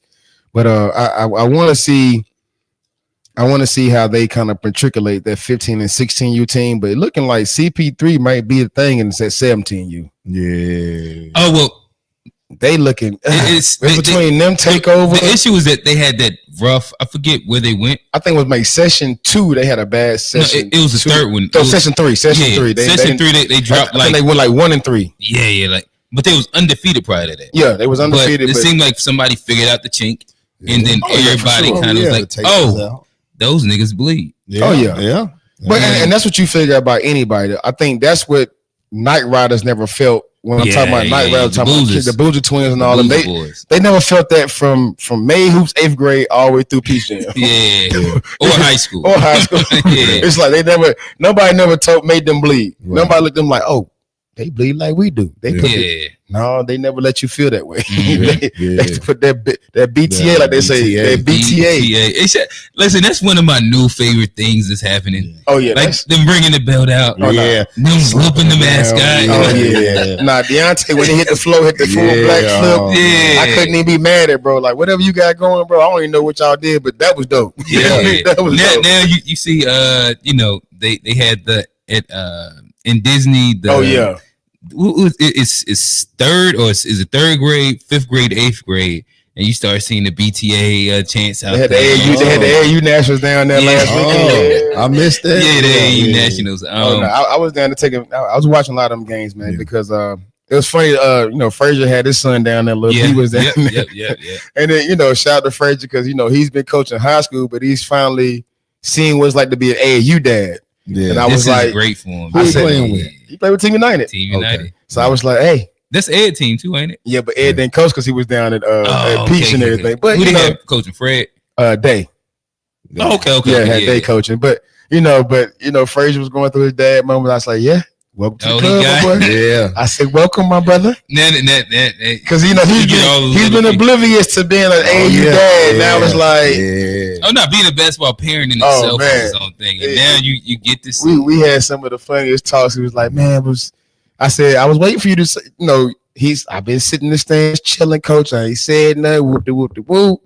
He said, but I almost had a moment. I said, yeah. I said, prepare yourself, bro. More to come. Prepare yourself, bro. He's only 3rd grade. Yeah, right. You're gonna have many more to come. I think that's where you learn poise and stoicism as a parent. Man. As a parent, for sure. Yeah, man. Yeah. All right. So I guess this would be something interesting to end off with. Again, it's live period. Yeah. And they coming off of high school live period. So now. Again, you said Justin, he hit you. We got a lot of kids that watch the show. Yeah, for sure. And they listen to the show, and they're having conversations about the show. Shout out Glaze King Production Inc. LLC E Corp. QJ gonna never stop shaking his head on that one, right, bro? Come on, bro. He's like, man, don't do that. We're gonna get this dude a jersey to say Glaze King. I'm gonna get him a Glaze King. Hey, QJ is gonna be dripping. Yeah. A dripping number one. Yeah, I mean. Yeah. Damn, that made me lose my train. My bad, bro. I was going somewhere. I was building it somewhere. You talking about the kids moving, Justin about to sign, you know, the movement of kids after the live period, the high school live period. Oh yeah, all right, there we go. We back there now. So nonetheless, what has been happening is that during these live periods, during these events, now you ding, damn. Hey, this is Coach from XYZ reaching out and hey, really like just seeing you, da da da da da, right? Or you get the call, hey, this is Coach from Hallelujah da da da. Yeah, and like I seen you, really want you to come on campus and da da da, like this whole thing, to where there's now probably a need of kids understanding how to communicate properly with these college coaches. And I'll toss it to y'all, program director, coach. What is some advice that y'all would give to kids as they're starting to get this interest, especially once you're what was it, June 15th, and you're a rising junior, you're getting these messages. And what would be some advice that y'all would give? Or like, yeah, we're kind of loose to like we talking about that fourth season. You know what I mean? So August been that fourth season. We talked about, you know, your body, your nutrition, everything, but also these when the conversations start being had. Yeah. And, you know, we have to, as young men and young women that are approaching this period, when you're getting reached out to by coaches, you have to correct your grammar. You can't type like you talk to your friends. They shouldn't be seeing the "cuh," the "bah," the "ah." You know what I mean? Like it should be grammatically text. You know that you are communicating with them. You know, like even speaking to your English teacher. More than anything else, before you send that message, run it by your parents. You know, and not to be funny and say that you don't know what you're saying though, but and at least in a grammatical way, they can make sure it's sounding professional. Or use Chat GPT. Y'all know how to Google everything. I'm about to say y'all Chat GPT got most of y'all on the honor roll. Y'all better right. Put your reply in Chat GPT and say, come on, what's Trey, stop snitching. Stop snitching. Come on, man. Come on. Put in Chat GPT. Yeah, shoot. Man. Nah, I mean, but really though, your first communication with them should be thanking them for even reaching out to you. So that first communication be like, you know, I appreciate Coach reaching out to me. I'm thankful for you even taking the time out to talk to me, text me, or whatever it may be. That should be the start off. Now, actually have some questions that you want to reply back with. Hey, Coach, do y'all have any elite camps coming up?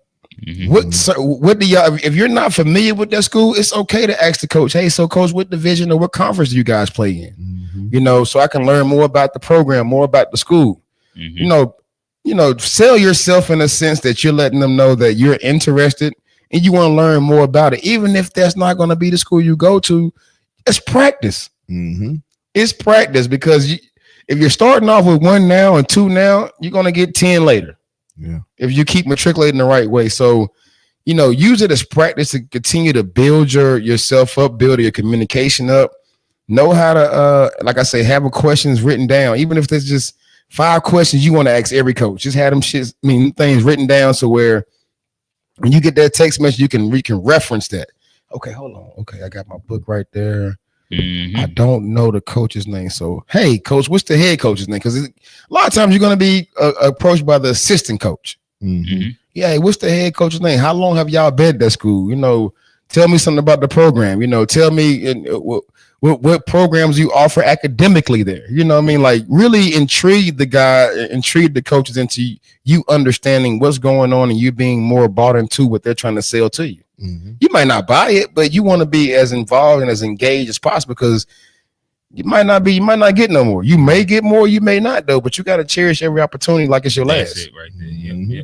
You know what I mean? So being prepared to really kind of communicate with them on a high level, is at the utmost more than anything else. Being respectful, you know, like I say, you know, say thank you. for reaching out, because they ain't have to take their time out to reach out to you. Appreciate it can go a long way. I appreciate you reaching out to me. It can go 1,000 ways. Hey, chat, y'all been a little quiet today.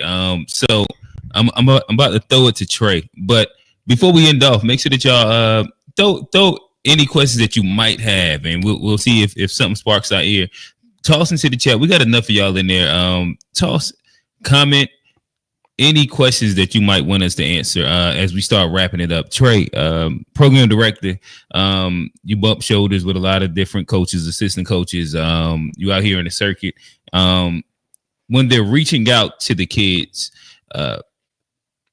advice from the program director POV of how should you be engaging in this conversation? Well, Coach Brandon, that's my 15U coach. He was moving around the room a lot this past weekend, and he just more so just the kids just needing to know outside of the recruiting process, just how they are on the bench. Like meaning we talked about earlier, you kind of mentioned like the kid ran out on the floor when QJ hit the 3-pointer. They look at that stuff too, as far as recruitment. They when they're watching you, they're looking at what type of bench player is he? How does he look when the game ain't going his way? We know he can score. We know he could do this. How does he act when the coach take him out? How does he act? When so it's a lot. How does he handle instruction? Yeah. I think that I want that to go past. You said, how is he as a bench player? The reality is that most kids are getting recruited not to be starters. Right. There's an interesting POV to make sure that you recognize to where everything that you're saying is a recruitable skill. There's a lot of like small recruitable skills. Like, can you get taken out and it's not a pout fest? Yeah. Can you be engaged on the bench and active and talking and like these are things that that's a program kid for us. Yeah. They're looking at that. So that's one of the things outside of the communication that you said, the conversations, they're really looking at the mannerism. They're even looking at what they're doing when the game is done. Yeah, the first thing you do, run to your phone, run to your family, or do you actually engage with your teammates? Right. When your coach is talking after the game, are you giving him eye contact? Or you Are you just looking around? Are you looking around? Or are you just looking at your parents like, man, we know how it goes. We done seen all aspects. We done been the coach that somebody doing that to us too. We done been the parent watching the other kids do it to that coach. Right. Like y'all don't realize there's always eyes watching. And when you can go back and play a film, that means I can watch back even more. That means I can literally pause and look at every single person in that frame and see what they're doing. I do that. I look like when they huddle or come out, even when I watch our film, I go to the coach and I be like, I don't like how he walked out of the huddle. Yeah, there's no guys are looking at that. He didn't even put his hand in it. He just tapped the shoulder and walked off. I ain't like how you walked out that huddle. Man, I told the kid that this weekend. I pulled him out to the side. I was like, man, look, man. You need to get over it. Whatever it is, get over it because I see it. You don't think people look, but and if you see it, I'm pretty sure there are 5 more people that see it. Man, what?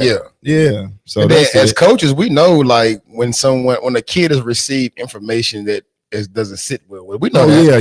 We can tell how coaches talk. With the hand and he moving his head, and the kid got their eyes floating around like. And then the coach got to get back into his. Got to get back into his frame. It's like coaches see all that because we all know we done been coached that way. If I see a kid do that, I'm gonna choose just the regular kid. Yeah. Matter of fact, this is a quick tangent, but I was talking to somebody and I think this is an important thing that kind of deals with what we're saying, but isn't exactly it. I think that kids, people, and coaches sometimes, they don't recognize the value of a glue guy. Right. I think a glue guy a lot of times is way better than having a star. Stars like somebody that just want to shoot a bunch of shots. Those come a dime a dozen. Like a fire glue guy. The one that set the screens, the one to rebound, the one to dive on the floor, the one to just and he just communicating the huddle, all that stuff, bro. The one that can go 6 possessions and not touch the ball. But then play still hard do on everything that's needed. We call out the screen. Hey, screen up. We got a point right like that. Hey, I'm in the middle. I got help. But that goes a very long way. What? Very long value way, of a glue guy. I told y'all, I think we was on one episode and I talking about I seen the kid from EG10 at the free throw line. He was just like, yo, one more stop. We got this. Yeah, like, bro. That goes a long way. Mm-hmm. Yeah, like what? That goes a long way. Yeah. And I seen a lot of good leaders over the weekend. Yeah. Mm-hmm. You know what I mean? And like you said, it wasn't necessarily a star. Mm-hmm. Yeah. You know, it was that guy that was like, hey, man, hey, take care of the ball.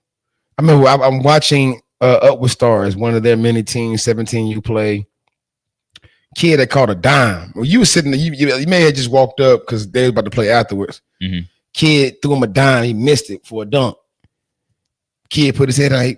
The kid that threw him the pass ran up to him. Hey, bro, pick your head up. Yeah. Mm-hmm. Next play. We good, bro. Yeah, yeah. And he made sure, like, dude wasn't gonna shake his hand. He grabbed his hand. Yeah. You know what I mean? It was one of them type things, and another guy came in. That's a kid every coach won in their program. Came in and shook his hand. Hey, bro, you good, bro? I'm coming right back to you next play. And literally, the guy came to him the next play. He missed the dunk. He told him, "Hey, I'm coming again." That's a great player, though. I said, "Man, that's a great player." That player always gonna find a way. That goes a long every coach way. Every coach want him. That goes a long way, bro. Because this kid actually throughout the game, that the one that went to the kid and told him was okay, was probably one of the better shooters, better scorers on the team. And when he wanted to score, he scored. But I can tell he was making a value effort because he understood his brother was having a bad day. Man, and I'm gonna tell you something, Wayne. We just got done talking about that. How some kids really don't know how to play basketball. Because if I would have seen a lot of kids, if I would have seen that 46-point performance, he would have had 56 or 66. The next game, yeah. Yeah, because it's like, oh, I ain't got to do a lot. He's more fit. I'm getting him the ball until you start missing. He's like, hey, it's on you. Nah, but the thing is, we get better recognition when he scores 56 versus when he don't. Right. Like, in a sense, we was talking about, a parent brought it to my attention. I don't really keep up with. He was like, yo, yeah, we were watching the game. Your son, he hits 6 threes. Yeah. Came at the next game, he only had 4 shot attempts. I was like, I ain't really. Oh damn! I really didn't look at it like that. You know what I mean? But it's funny that how people are more cognitive of things like that. Yeah. Even when it's about your own child. You know what I mean? Because I watch stuff like that though. But it's kind of crazy that a kid can literally have a blow up game and literally go for none the next game, or have a blow up half and really don't get a shot attempt the second half, or vice versa. It's like, how as a team are we not salvaging the moment to make him have his? The thing is that I was talking to Trey, not the other coach, Trey. From Garrison. Yeah, y'all are related, aren't y'all? No, J and them. Che, no. He friends of the family though. Okay, all right, y'all just close. Yeah, okay, all right. I thought y'all was related. Oh yeah. No. Yeah, they was down in I came across Raleigh. They finished up as we were just getting there. Yeah, so we were sitting and chopping it. Shout out to them. Like, it was crazy is that me and Trey, I've known Trey probably since I was like 13, 14. Me and him both. The drums, right? Yeah, y'all play drums. Yeah, y'all play drums. So like, and I do too. There was a while where like me and Trey was like rivals in the city when it came to drums. Yeah. And like those like if there was 2 guys you talked about, it was gonna be either me and him. And so like it's always kind of been like that. Even when we went to college, he went to T, I went to Central. Yeah, it was always a versus a little bit. Then it's you got kids, it's basketball. Now that became we don't even talk about drums no more. All we do is just talk about basketball. Yeah. So we're just sitting there, we was chopping and we was talking, and was talking about how, to me, I think that from all throughout the live periods, like, and this goes all the way back from like the original live periods. Like, it's interesting watching the difference in basketball when there's not even like an assumed thought that like there's somebody recruiting you in comparison to like when the eyes are all there in your mind. Even if it's like sometimes the kids don't know who's a coach, who's not. It might not be no coach at this damn game, but it's a live period game. So you know what? I gotta. And my thing is, you start seeing kids in basketball teams in general, like they'll just go away from making the right play. Yeah. And this is why, like, I love like watching the CC Elite teams and stuff like that, and they're always so hard to beat. No matter what, them boys just make the right play. But you can go down and like we're down there inside in Raleigh, and I'm looking. You can go to court, and no matter what team it is, there's so many times draw 2. They gonna wait for it. They just waiting for that help, man. I got to get my shot off. Yeah. Oh shit. I drew 2. It's almost back like, shoulder fade. It's almost like passing is like the last option ever, and they don't know how bad. And the thing was, you got 2 people on you and you shooting it. I connected with this coach that was from Miami. Yeah, just because we both just sitting there watching. I think they was playing the next game. Yeah, and my thing is like my I don't even think my son wasn't even playing. I'm just sitting there watching, and the thing ends up being like. You draw 2, the kick. Anytime I see that, that's the open man. He's wide open. Yeah. And he said, I'm saying the same thing. And then he just went down the whole little trap, like how like he's seeing that with his coaches, meaning with his kids as well, where reality players, they just want to see y'all make the right read. Right play. They want to see the right read. Yeah, even like drawing 2 and then or even catching it on the swing, knowing that pass should go right to the next person, and you pump fake it. But can I give you for what reason? But can I give you a little bit of analytics? Because yeah. I mean, we okay. So I'm a point guard, and you a high level shooter. You on my team, and we a live period, and I make that drive, and I draw 2, and I do that same dumb shot.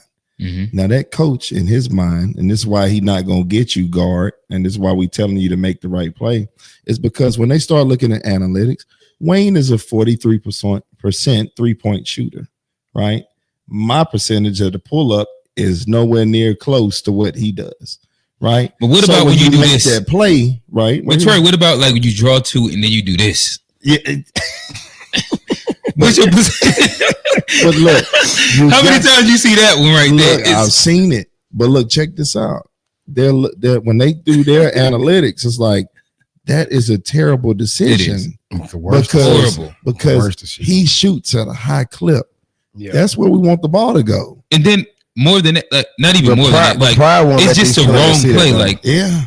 Like if I'm recruiting a player like we need players that know how to play basketball. Right. Like those are the teams that's winning right now, even at the college level. There's not a lot of the freshman based teams that are making it to the champ. Like right now, it's a bunch of players, even in the league, but a bunch of team players that just play good basketball. That guy in the corner though, Q, is a guy purposely at that. Oh no, for sure. And you got to make the right read. Yeah. If they're helping inside. Yeah.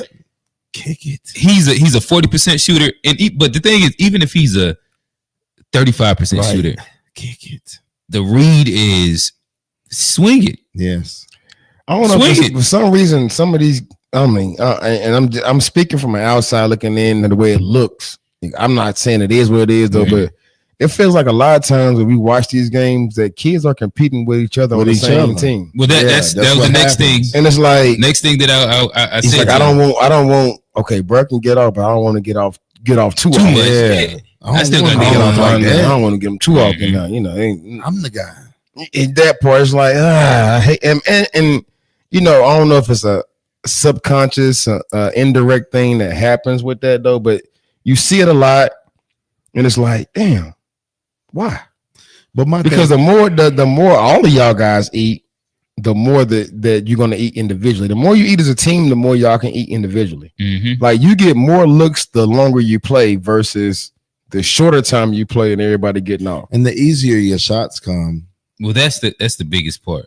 And the thing is that to me, I think that it's like it's a virus that eats itself, where it's all based on trust. Yeah. And if you trust that if you make the right play, you can get the ball back eventually, you're more likely to make the right play.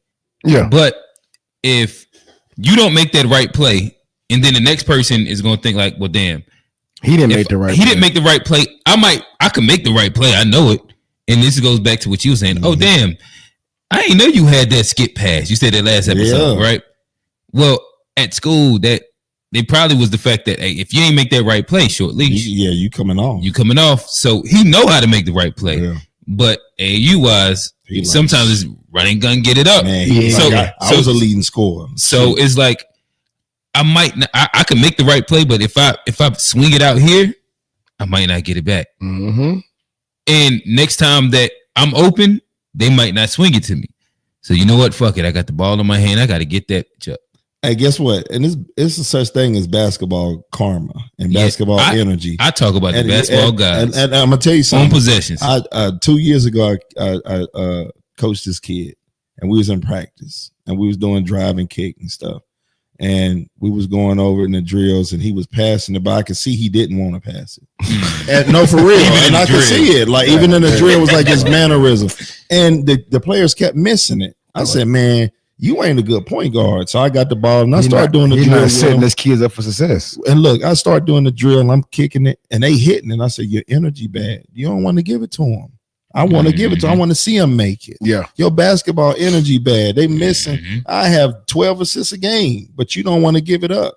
You know, and it was just a teaching moment. Like, y'all carry bad energies. Stop competing with y'all teammates. That's big. Stop doing that, guys. Like some guys, look, this is the reality of it. Some guys gonna be better at stuff than you are. Yeah. You might be able to dribble good. You might not ever be able to outshoot them. It is what it is. That's the beauty of a team. Yeah, right. That's why it's a 5v5. Right. Everybody want to turn into a 1v1. I tell my guys this: a team is the body. Yeah. You gotta have the legs, you gotta have the arms, you gotta have eyes, you gotta have a brain, you gotta have a heart. Yeah, somebody gonna be that piece. And we need all pieces to function. If we don't have that, if we don't have a certain piece, we ain't gonna be able to do it. Nah, you're right about that, bro. So, all right. So, nonetheless, this is probably a good stopping space. Hold on. Hold on. We got it. So, Glaze. No, we ain't gonna glaze. Oh, no glaze. We ain't gonna glaze, but we is gonna talk about them running for the roses in Louisville, Kentucky. Oh, break this down. I missed this. So,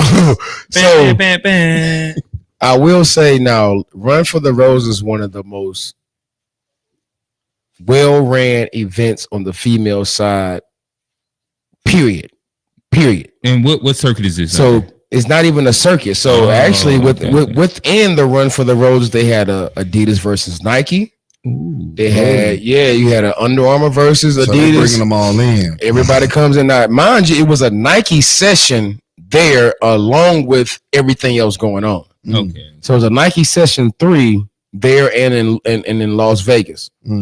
But also you have your gauntlet of Puma teams, Under Armour teams, Adidas teams, Nike teams that come, because this is basically like a culmination almost, it seems like, of a EYBL, Triple SB, like a showcase for all junior NBA, all that wrapped in one.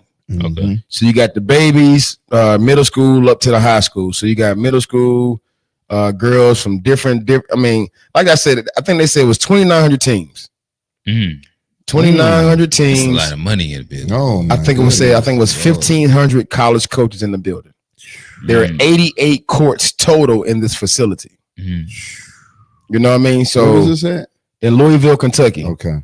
So actually a couple of events were actually shown on ESPN. They had the Mac Irvin versus Always 100. That was an Adidas versus a Nike team. Yeah. A game I watched, and maybe I seen Team Takeover play someone as well. But you're talking about the cream of the crop.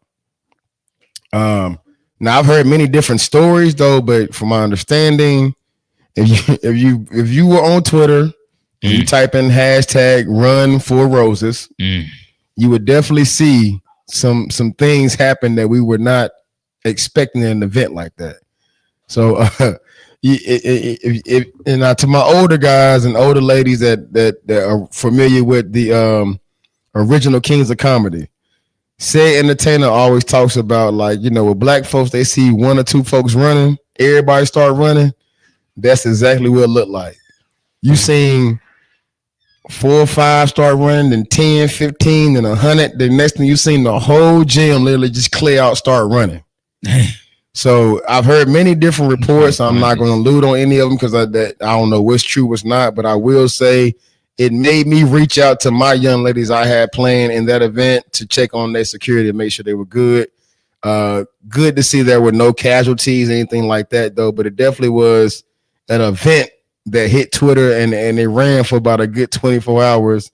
as far as what happened and the effect of what happened inside that gym. Lord, you see it, right? Yeah.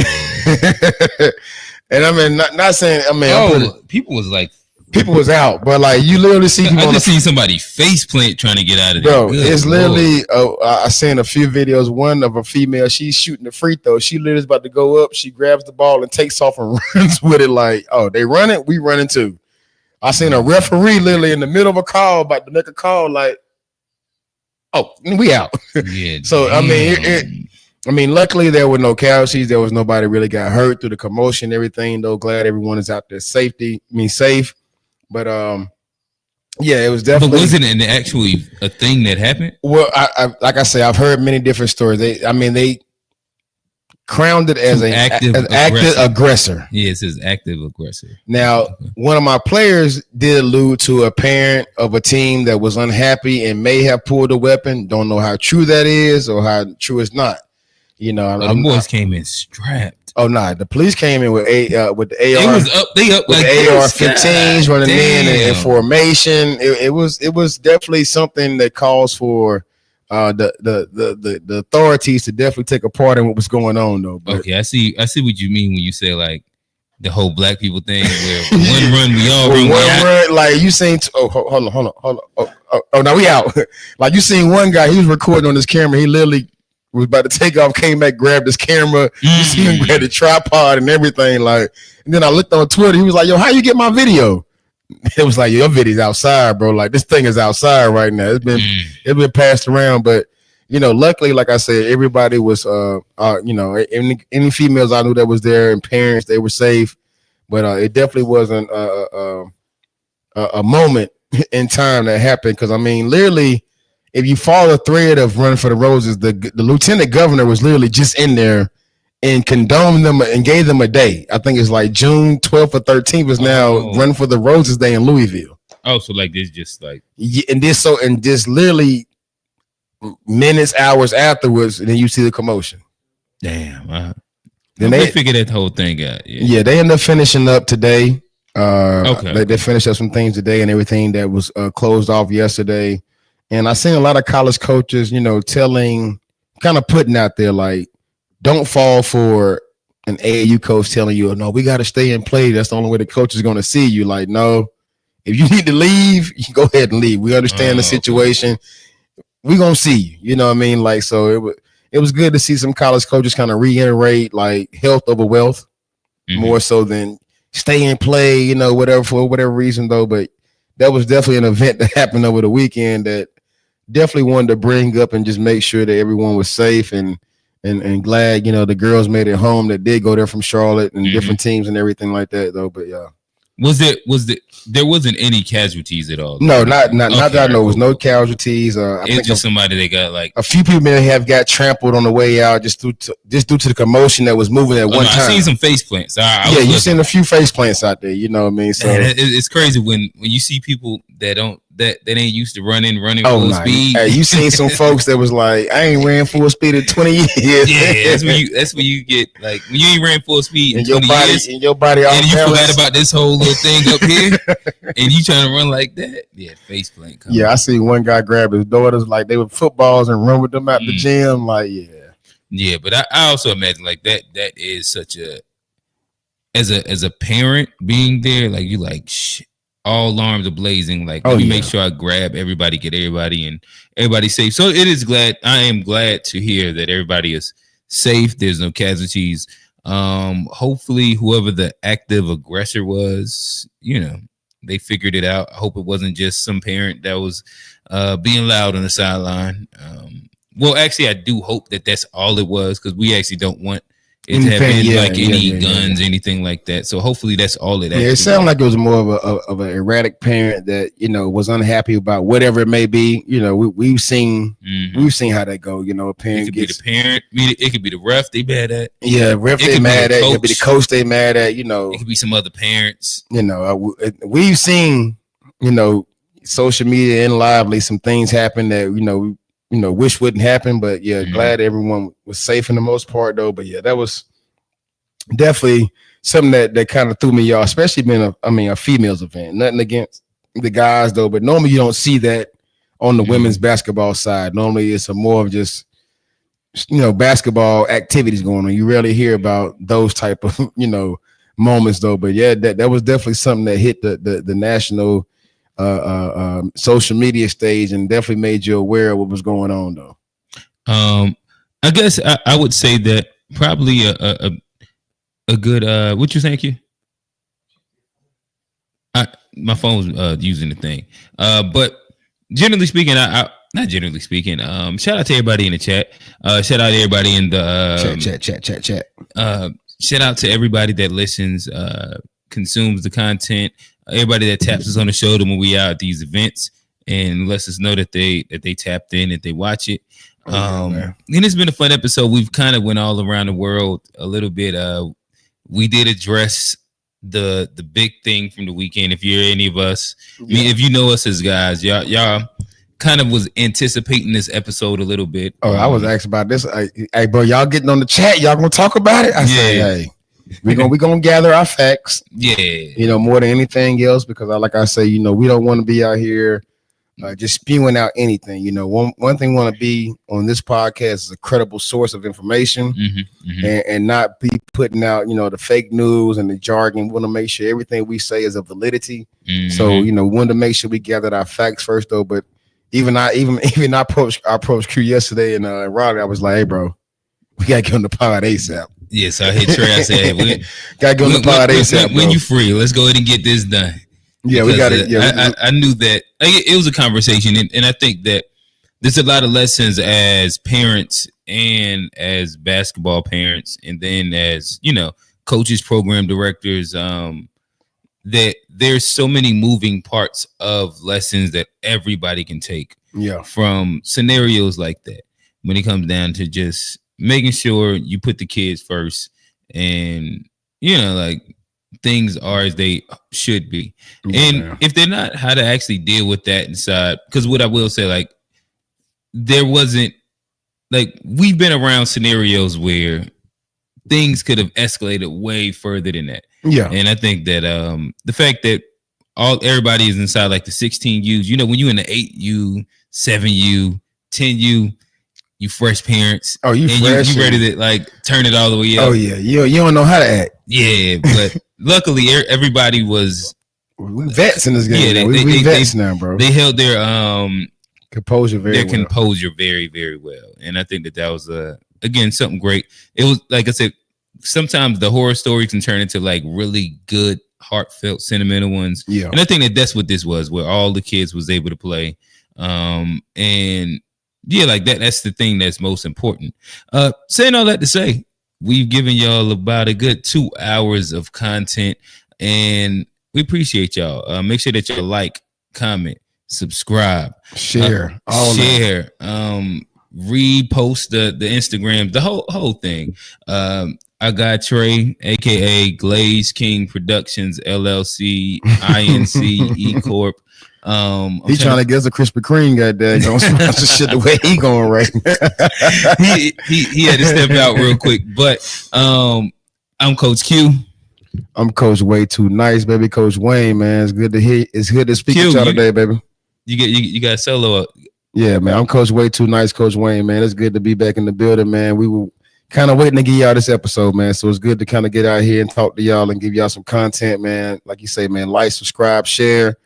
Hey, man, give us a comment, man. Show us some love in the public, bro. We're trying to keep this going, man. We love y'all. We love what y'all been doing for us, getting us out there, man. Like, you don't even understand. This is something that started as a mom and pop shop. Me and Q started this sitting in the hotel rooms on AAU trips talking in the lobby.